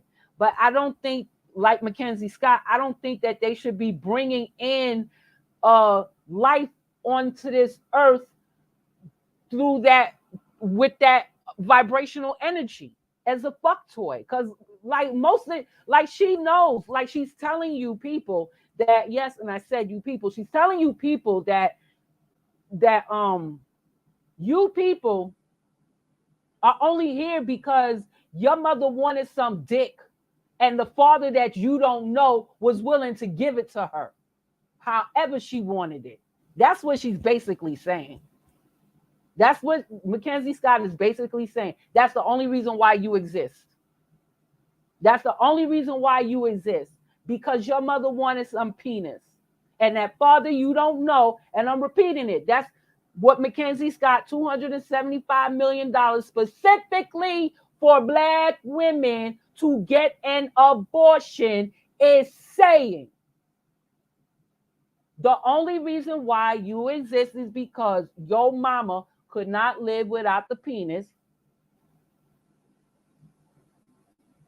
and your daddy had to give it to her. He was there. He gave it to her. He gave it to her. Why? Because she's the most sexualized creature on the planet. He wasn't expecting nothing less than her opening up her legs and receiving his toxic ass penis. That's the only reason why most of y'all exist. And when you exist, when you come out of a portal existing on a vibration like that, it's no wonder to me that half of y'all are primates, to put it gently. It's no mystery to me. It's really no fucking mystery to me. Now, you might have that rare person that came through the portal knowingly, as a contract to come through the portal that way, a sage or something that wanted to carnate in the physical sense to help humanity evolve. That's a rare thing. Because for the most part, most of these people are born, you know, they came through like with demonic spirits because both of their parents were vibrating on a low frequency. And so I agree with Mackenzie Scott. I'm glad she gave that $275 million for Black women to have abortions. I doubt if they're going to do it, because they don't even take birth control. And, they got so much going on with them. Like they don't even have any type of self-respect or any and they don't even got any integrity about themselves. So I doubt they're going to take those abortions. So that's why I also don't agree with women on YouTube talking about y'all better take birth control. Cause why would you even have to tell a woman to take birth control? Like she's supposed to be doing that already. She's supposed to be doing that already. Either take birth control, get the dude to wear a condom, or have him get a vasectomy. Have him have his testicles tied. Like you can't do that. Like you can't do that. So for these women, like the making abortions illegal is not for these Black women, because you're the most sexualized creature on the planet. That was not for you. That was for white people, and that's what Peyton knew. That's what Peyton knew. He knew that, and he didn't appreciate, those Jewish women passing for white, talking about their body, their right, whatever. Because those same, like I want to know where those same white women were when Black women were being experimented on as guinea pigs by who they call the father of gynecology. Where were they at? Where were they at talking about my body, my choice? Where were they at? But that's another story because we've always been a commodity. We've always been a commodity. The very same thing that they hate, we're a commodity. I told you it was Black women or the mother of humanity that also gave birth to this country. She gave birth to this country, she built this country, and then she furnished this country with all of her inventions that everybody take advantage of today. She furnished this country with that. And she furnished this country with the fruit of her womb. So we've always been a commodity in this country. We've always been a commodity. That's never stopped. That's never stopped. So the abortion is not for, is the legalizing abortion it's not for you. Not when Mackenzie Scott gave y'all 275 million to go ahead and get that damn abortion. And Peyton knew this. And his thing, like I said, go and because they scrubbed all of his stuff off the internet. They scrubbed the manifesto, they scrubbed and that manifesto I heard was taken from the dude in Australia. But like I said, if he was really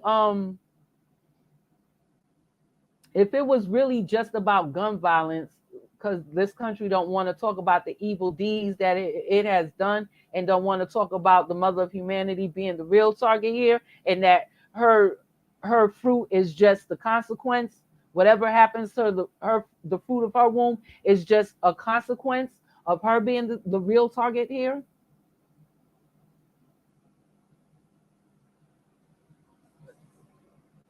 If you can find the the great replacement theory um manifesto, then I suggest that you read it. And who it targets are, like I said, the Jews, the immigrants coming in this country, and black men who insist on diluting white people in their gene pool. And the black men being the target is like is is a distraction. Them being in that manifesto is almost like a code, because they wouldn't exist if it wasn't for black women or the mother of humanity giving birth to them. They would not exist if it wasn't for, you know, so-called black women giving birth to them. They wouldn't exist. They wouldn't exist. So that's like code. That's like a code. So then the real target should be you, black woman, mother of humanity. That's the real target. And he knew that. He, like, dude was on code. Like, dude was really on code. He went to the grocery store where he knew that he was gonna find black women. He didn't touch the black people in his neck of the woods, because like I said, those are his niggas. They all right with him. Those are his niggas. Those are his Negroes. They okay with him. But he had to go and get the black women that was in the supermarket. I mean, who I already told y'all who are in the supermarkets. And I'm speaking from experience, observation, keen observation. I've worked in major super. I already told y'all I worked at Trader Joe's. That's just one of them. That's just one of them I worked in when I was in between medical, allied medical field jobs. When I was in between jobs, you know, I was just the type of person that just couldn't be like sitting around not doing nothing, right? I always had to be fucking doing something. So while I was waiting for what I really wanted to come through, I was doing some other bullshit. And that's just real talk. And I've always been like that. So I'm telling you from my keen observation that he knew who he was targeting, and he was on code. He was on code. Oh boy, was on code. And if you don't realize that, if you don't recognize that, if you can't comprehend that, then you're just going to be a sacrifice. And like I said, a lot of y'all are going to just be sacrificed, you know, and it is what it is. It is what it is. Yeah, that abortion is not for black women, and that's just the start. Because once they get to legalize abortion or make it illegal, I even read a few weeks ago that the state of Tennessee will fine a woman $50,000 to excuse me, fine a woman $50,000 if she takes the morning after pill, right? And then I even heard some ridiculous shit on YouTube talking about some, oh, don't worry. Like, why would you even fucking suggest that a woman use abortion as a method of birth control? Like something like, boy, I tell you, I can't with these people like that's encouraging you to even use that, like to even use that as a method of birth control. And like I said, I think that everyone has the right to fuck themselves into oblivion, be used as a sex toy. You want to screw for a living. Like, I think you have every right to do that, but I don't think you have the right to be bringing children into this life by doing that. I don't think you have the right to do that. Like, you're using your womb as a playground, and you're not being responsible for yourself. You're not even being responsible for yourself. And you're using your womb as a fucking playground. But you have every right to do that. But get some birth control. Because the whole world already know that you sexualized and you can't live without the penis. So get some birth control, or get that dude or dudes that you screwing and fucking to get a vasectomy. That way you ain't got to use no birth control. He ain't got to use no condom, and it'll feel good to the both of y'all, right? Get him to get a vasectomy. I mean, that's a method of birth control. It's not a method that's pushed, but it's still a method of birth control. Or just get your tubes tied. That's another method of birth control. It's not a method that's pushed, but it's a method of birth control. Go get your tubes tied. But why any woman would want to suggest using abortion as a method of birth control, that's just sickening. And then to hear women on here talking about, well, don't worry, you can still get an abortion. If you get pregnant, all you got to do is just go to the doctor and say that you're having a miscarriage, and then he can give you an abortion. Well, most black people, or most so-called black women, they don't have the money to do that. And then for the most part, there's not going to be a doctor that's willing to do that for them anyway, right? Because of, we got to support white supremacy, and we need you to have those kids so we can sacrifice them, because that's traditionally what a kid is used for. Like I told you already, we sacrifice goats over here. We sacrifice them and we eat them. And I like my goat curry. Okay? So if I ain't sacrificing the goat, I'm eating one. All right? Curry style. I don't like stew goat. I like it curry. All right? So they having these kids, and the kid is a baby goat. So like a doctor is not going to do that for a black woman.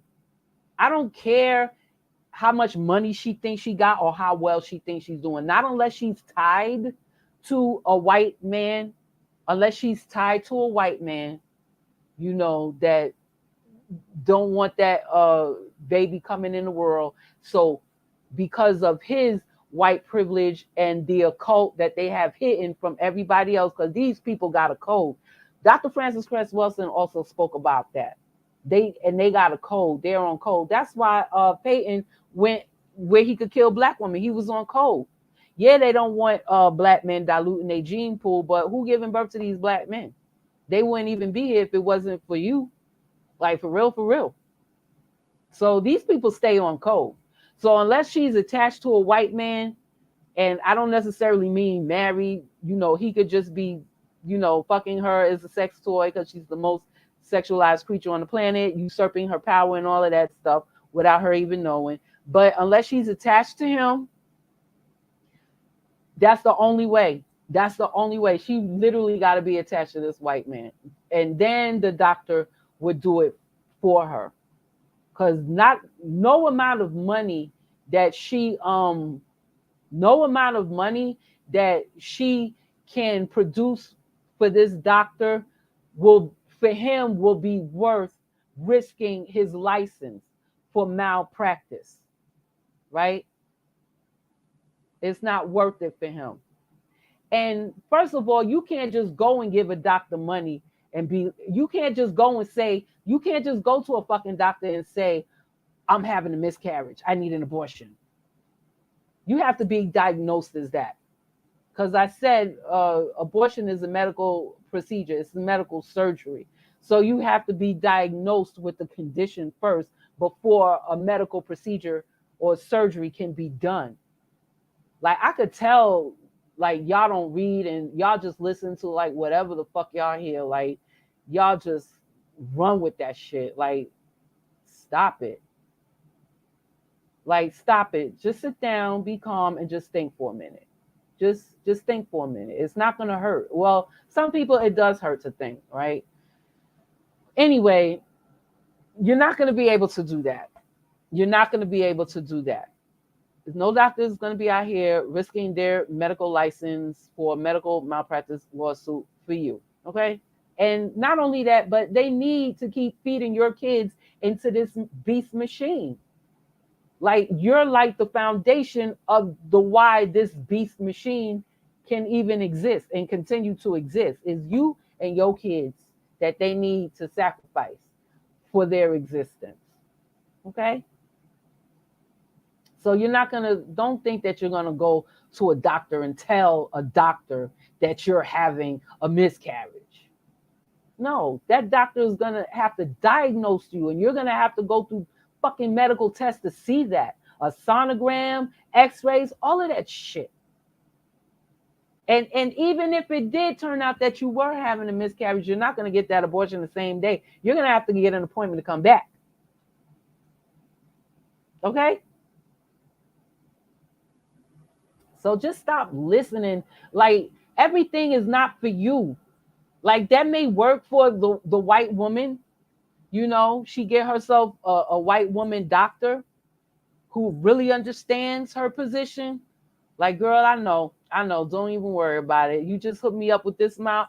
I'll put on the record, the test, and whatever test we take. Yeah, you're hemorrhaging, and you're just hemorrhaging so bad that we have to go ahead and do this medical procedure. Don't even worry about it, girl. I got you.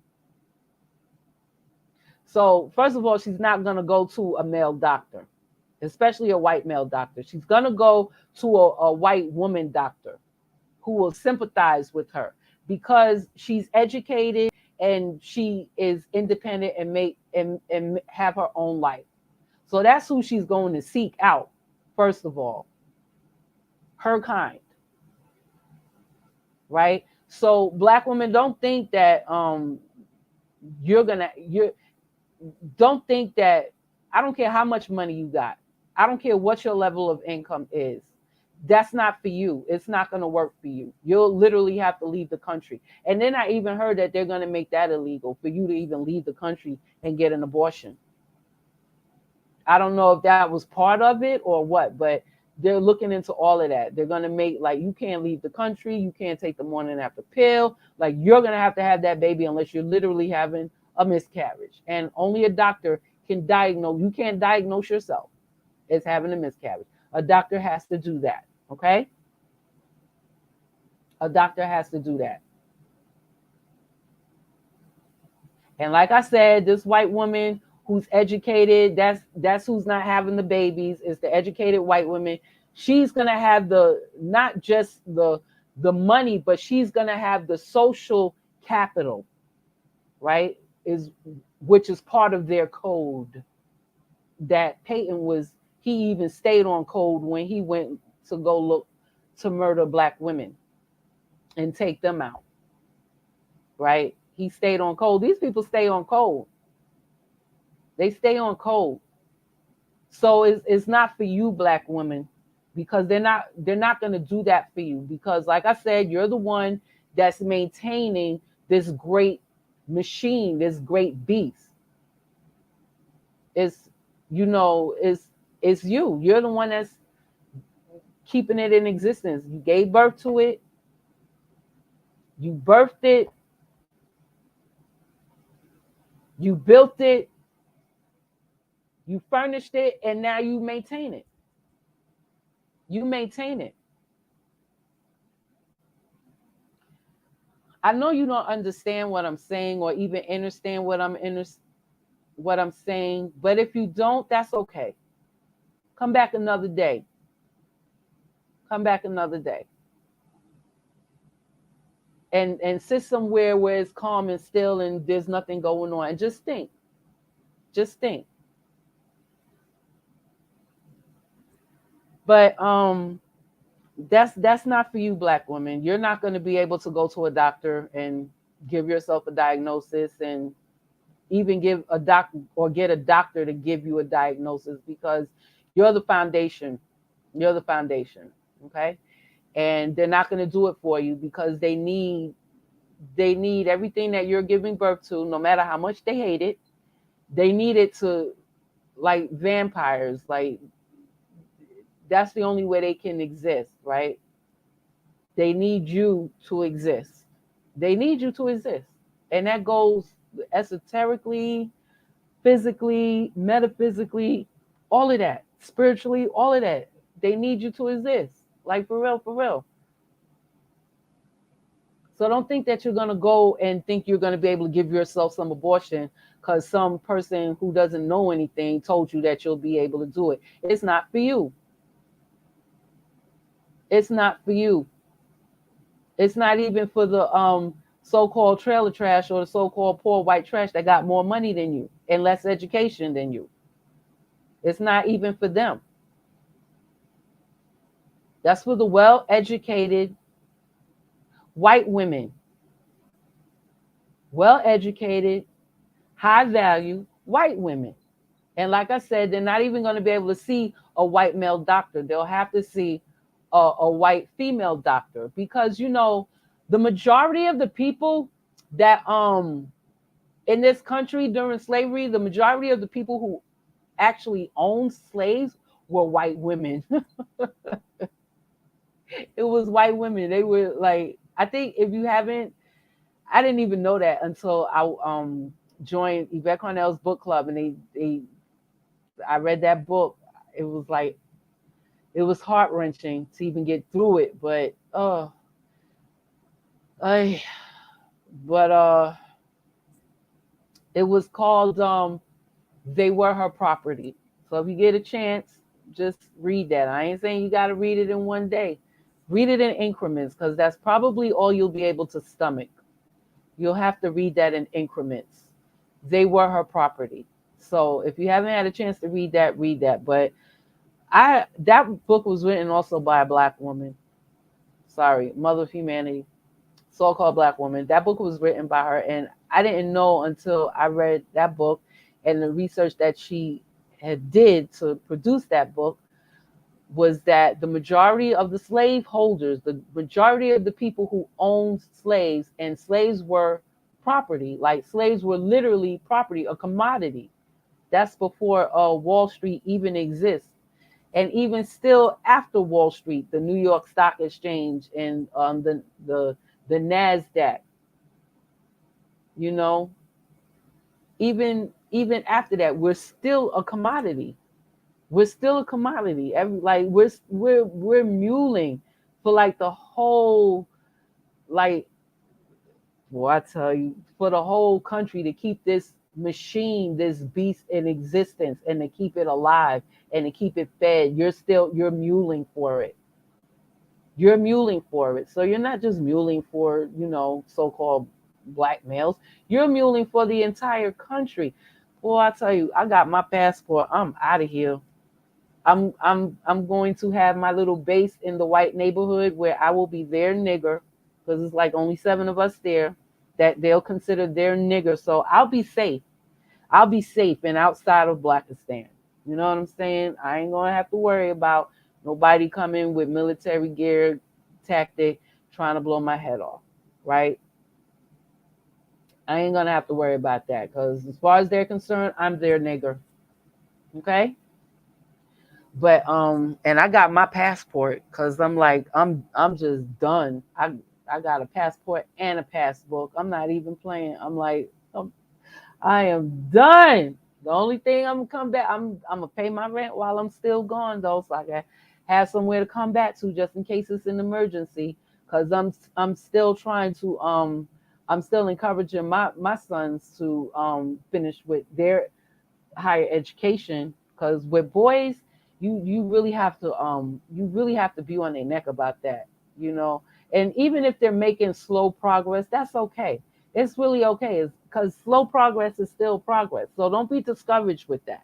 You know, slow progress is still progress nonetheless. But you know, I'm still encouraging them. I'm still like on their neck about getting their higher education and becoming global citizens, basically, you know. And yeah, and I don't want my grandchildren raised in this country. I just don't want that for them. So that's another thing too. I told them, like, If you're not even going to leave this country, if you're going to stay here, just don't have any children. Like, get a vasectomy. Yeah, I told him that. Don't have any children here. I don't like. Just don't do it. Like, don't do it, because it's like the cycle. It stops with me. Cycle stops with me, and I mean that shit. So yeah, but so black women is the foundation. They're the real target. They're the real target. And like, boy, I'm just so out of here. Oh my goodness, I didn't really mean to ramble on and on, because it's just so much. And I didn't mean to ramble on and go up on my tangent, but sometimes it just be like that. But don't think that you'll be able to get an abortion just because you heard somebody on the internet say that you'll be able to go see a doctor and get an abortion. Okay? Because like I said, none of those doctors are going to look out for you. None of them will. And they're not going to risk their medical license to do that either. They're not going to do it, because if they do it for you, that means they're breaking the code. And once they break the code, then they're ostracized. That's the same thing that Dr. Frances Cress Wilson, she said that. She said that these people are on code, and they have to act like they on code when they're around each other all the time. And the first time they break code, then they're ostracized and they're put out of this group or this occult, whatever hidden thing it is. They're out. They no longer have access. They no longer have access. So don't expect for them to put their livelihood at risk for you because you like white men, or because you think that, they're your friend. Don't think, and like I said, white women were the majority of the slave owners, and slaves were considered property. Like property. They were property, like a commodity. Like pork, beans, and rice. They was fucking they were commodities to be bought, sold, and traded. And the majority of the people that own stock and human property were white women. So don't think that they're even going to help you get an abortion. Not when they need you to feed off of. They're definitely not going to risk their license for you. The only one who's trying to help you now is Mackenzie Scott. She's the only one trying to help you now. She's the only white woman that's trying to help you. She's the only white woman that's trying to help you. And I think, like, in certain states, they're probably going to keep, like, they'll let a woman have an abortion, like New York. But you got to consider the consequences of that, because I think what they're going to do to counter that is, because they want more white babies. So they don't want white women from middle America going to states like New York to get an abortion. So not only are they going to make it illegal for you to leave the country to get an abortion, but they're going to make it illegal for them to cross state lines to get an abortion. They're going to make that illegal. So if you do cross state lines, if you're in Tennessee and you want to get an abortion and you go to New York, well, maybe you did get that abortion, but the doctor is not going to be penalized. It's going to be you. They're going to make you pay $50,000. And I don't even think y'all don't have like $50,000 like that just to give somebody. Like y'all don't. Like y'all don't. And anyway, again, why the only people who I think would even consider telling you to use abortion as a method of birth control I'm thinking that these women are the same women that can't live without penis, that have to have a penis. They can't live, they're sexualized, the sexualized creatures that they were made to be, these black women. They can't live without a penis no matter where that penis came from, no matter what color of the spectrum it is, no matter how melanated or pink it is. It don't matter. Like they need penis to function. And I believe the same women that's encouraging women, telling them, oh, well, you better get on birth control because you ain't going to be able to get no abortion no more. You better just get on birth control because you can't get no abortion now. Like, just stop using your womb as a playground. Keep your legs closed.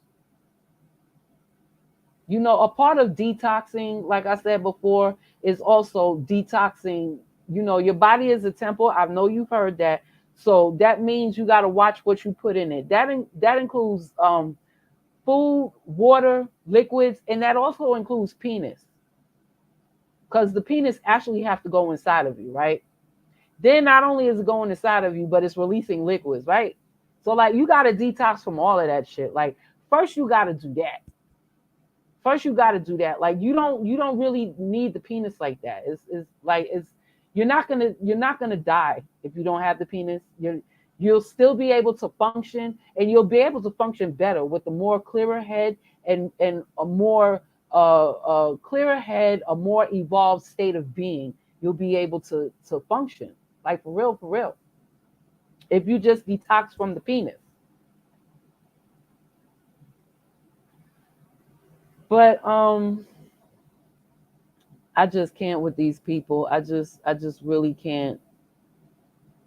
I just wanted to speak on that esoteric part of why Peyton left his town with the 50 black people that live there to drive 200 miles, 3 hour drive to go and kill and target black women. He was on code. He was on code. And even Dr. Francis Cress Wilson also said that the white people that confided in her told her that they stay on code. That as soon as one of them become off code, they are immediately ostracized. There are no second chances for them. I think in layman terms, y'all would know of it as nigger lover. For anyone who is considered a nigger lover is basically no longer in this occult, right? And like I told you, the occult is not all spooky Halloween shit. The occult, OCCCULT.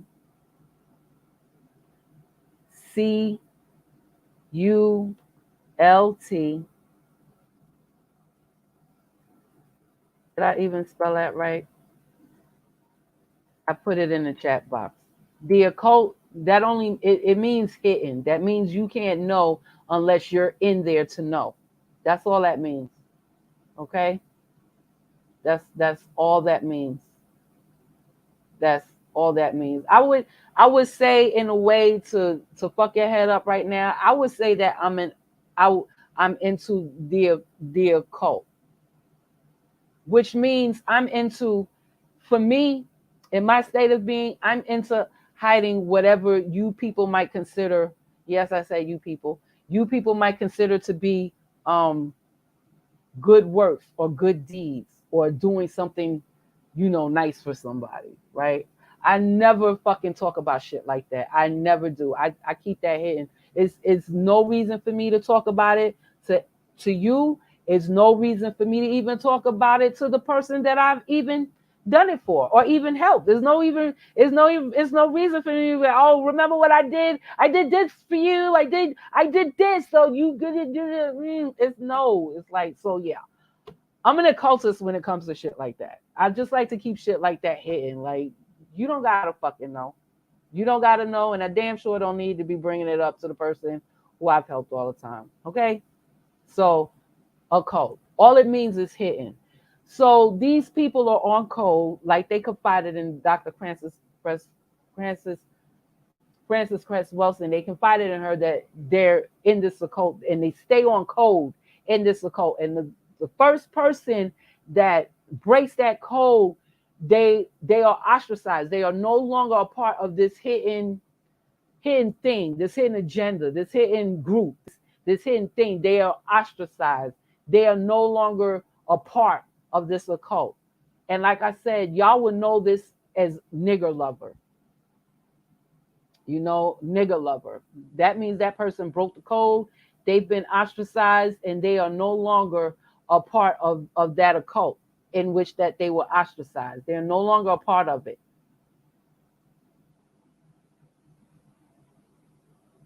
So these people stay on code, and Payton was on code. And I think that you should be concerned. Like, I already know, like, a lot of y'all are gonna be sacrificed anyway. But for the people who out here talking about that they concerned about every time a black woman gets murked, and she's getting murked every 5.5 hours, like there's 100 black women getting murked. Like, I think you should be concerned about her getting murked all across the board. It shouldn't be like a pick or choose just because you hate a certain group of people, right? Like, why are you going to ignore white people killing black women?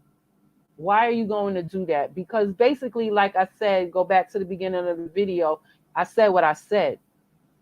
Don't ignore that, because all that does is just give them more power. It just gives them more power. Like, you're just giving them your power doing that. No, you got to acknowledge any fucking body who puts a hand on her. You have to acknowledge who it was done by. It doesn't matter. It has to be acknowledged when she's taken out. It has to be acknowledged. Whoever takes her out, it has to be acknowledged. You can't just skip over that, because white people are the reason why you're the most sexualized creature to begin with. And you're the object of their hate. You and everything that comes out of your womb. I said that already. And if they can use monkeys and primates to do their bidding, they're going to do it. It's just like the God in your Bible. Who's the all-powerful being, God in your Bible, who's jealous if you like somebody else, and who needs these little primates to go do his dirty work, to go blast the walls of Jericho. Like, this almighty powerful God being needed primates to go and fight other people because these other people didn't like him and was talking about him, and and like he wasn't shit. So he didn't go over there and bust the walls of Jericho. He used these little dumbass primates to go do that shit, right? It's the same thing. It's the same fucking concept. It's the same fucking concept. It's the same fucking thing.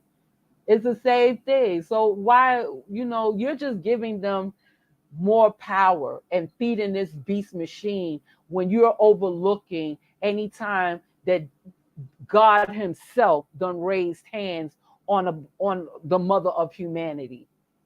That's what you're doing.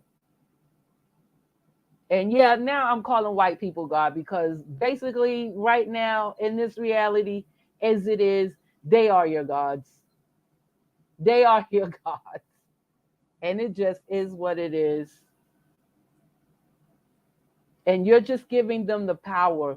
You're just giving up your power. You're giving them your power.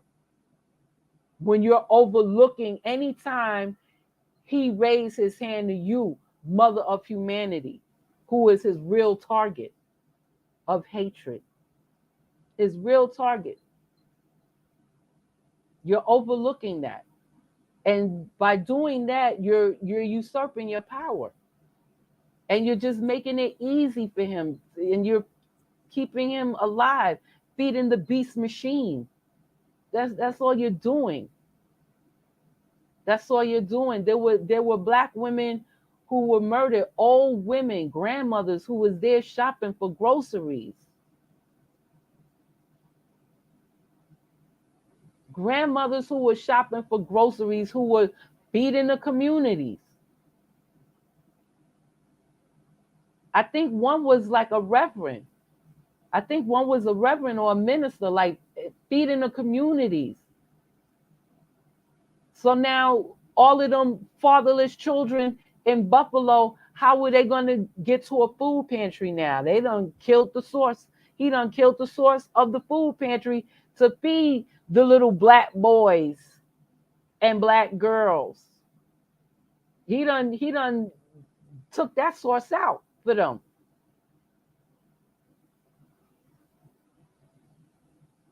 He done took that source out. And she was a grandmother. And even if she wasn't a reverend, even if she wasn't a reverend who had a food pantry that gave out food to people who was hungry, they didn't have to be homeless. So I'm pretty sure she gave that to a lot of mothers, young mothers, especially with young children, and even old people. Because even out here, I don't know about where you live, but out here in New York, there's a food crisis among the elderly people. It's a food crisis with them. They actually have people going around and bringing them food, because some of these people can't leave their apartments, or they're scared to leave their houses, or whatever the case may be. It's a food crisis with them. And it's been like that for a long time. And we got people actually going to the elderly houses, feeding them. So I'm pretty sure it wasn't just young people and their kids that she was feeding. But this Payton person took that source out for them. And for y'all to just gloss over it, like, oh, well, you sound like my kids now. Now you sound just as worse as these G Floyds talking about, oh, well, they do it too. They do it the most. They do it too. It's not right when anybody do it, period. It's not right when anybody raise their hand, even if it is God. It's not right for God to raise his hand against the mother of humanity and take her out. That's not right. That's not right for God to do that. Okay? It's not right. And it shouldn't be overlooked. And it should be spoken about. And this video just might be getting taken down, because I use the word nigger a lot, nigger lover, and I've said things that, hurt people's feelings and things like that. But I don't care. I don't care. But that's all. I'm going to leave it because it's late. And I've been on here probably, oh my God, it's like 12 o'clock in the morning. I'm so sorry, y'all. And this live is even late. And I was supposed to do it like 2 weeks ago. But I've been like really busy, y'all. I've been really busy. I've just been really, really busy. And y'all just need to stop it. Y'all just need to stop it. Like, a lot of y'all are going to be sacrificed. Like the girl who was pregnant that got shot by police. What was that? In Missouri, Kansas City, Missouri, she got shot. She was pregnant, joy riding in a goddamn car that was stolen. Like, a lot of y'all are just going to be sacrificed. Now, I don't know, because I saw that picture of her holding the gun. But to me, it looked like it was improvised, like it was photoshopped. But I'm not a digital forensic analysis, so that's just my opinion, right?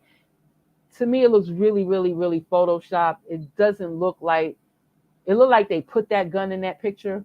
But like I said, I'm not a digital forensic analysis, so I don't have the tools to even the laboratory tools to even dissect that, to even see it's the truth. It's just, it's just my opinion. But even if it was Photoshop, I'm just saying that to say that Black women, or the mother of humanity, is the target. And she said she was pregnant. They didn't waste no time shooting her. Well, I tell you, I don't mean to laugh, but oh my God, like, the truth is just sad and funny all in the same time and space. It's sad and it's funny to me. She said she was pregnant. They didn't hesitate to shoot her ass. They really didn't. They really didn't hesitate to shoot her ass. She said she was pregnant. And I done already told y'all to watch out because ever since that thing happens in New York where that mother, that black lady went to Baltimore to go get her deranged son and bring him back to New York to help her take care of her younger son. Why would you want to do that? I don't know. But she was a mother and she did that, and she ended up calling police on him, and he ended up killing police. I done already told y'all from that video that don't expect police to be nice to you anymore. Like, for real, for real. Like, if you call them because you being beat up by some domestic violence thing, they're gonna wait until you're taken out before they even show up. They're not gonna answer that call, and they're just not going to just don't expect any help from them. And so that's the same feeling that I got when I learned that this girl was shot, even after she said she was pregnant. And they kept saying that, well, first they said she had her hands up, and then they said, oh no, they got a gun. But then they only showed a still shot of that. They didn't even show. I mean, I want to see the body cam footage. That's because you can't lie against that. I want to see the body cam footage because I could put a picture of my face up here and somebody could Photoshop it to make it look like I got a dick in my mouth. Like, real talk. Like, somebody can do that and everybody will swear up and down. Oh yeah, Shen Pe was caught on on Clubhouse with a dick in her mouth. you know, like, anybody could do that. But to me, that still shot, it looks photoshopped to me. But I'm not even debating that. That's not even an issue. The issue is that they shot a pregnant. The target was the mother of humanity, and they shot her ass, especially after she said she was pregnant. They done took her ass out. They done took her ass because we already know she ain't getting no abortion. They gave it to her. They gave her that abortion. Okay? They made sure to give her that abortion because we already know she wasn't going to do that. You know what I'm saying? She said she was pregnant. It's probably like, oh no, you already in the life of crime. You riding around, joyriding in the car with somebody who stole a car, and he runs and leave you to take. You notice how he was unscathed from the whole situation, right? Even though he ran, he still didn't get shot. He didn't get shot in the back, nothing like that. He came out there bullet free. But yeah, that's because you are the target, Black women. You are the target, and you are going to continue to be the sacrifice. You are going to continue to be the sacrifice before it gets any better. Before it gets any better. So I see that. I see that. You are going to continue to be the sacrifice. But that's it for now. I'm so sorry. I know I was going to give other people a chance to say something, but it's really no one here. I don't see anybody. It's just, I think everybody left. Okay. Probably tired of me talking. But damn, I've been talking for a minute.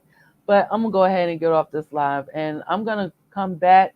Hopefully, the next time I come back, I'll have my own page set up with my website. I'm still working on that, and I'm still working on other legalities of it, like the 501c3.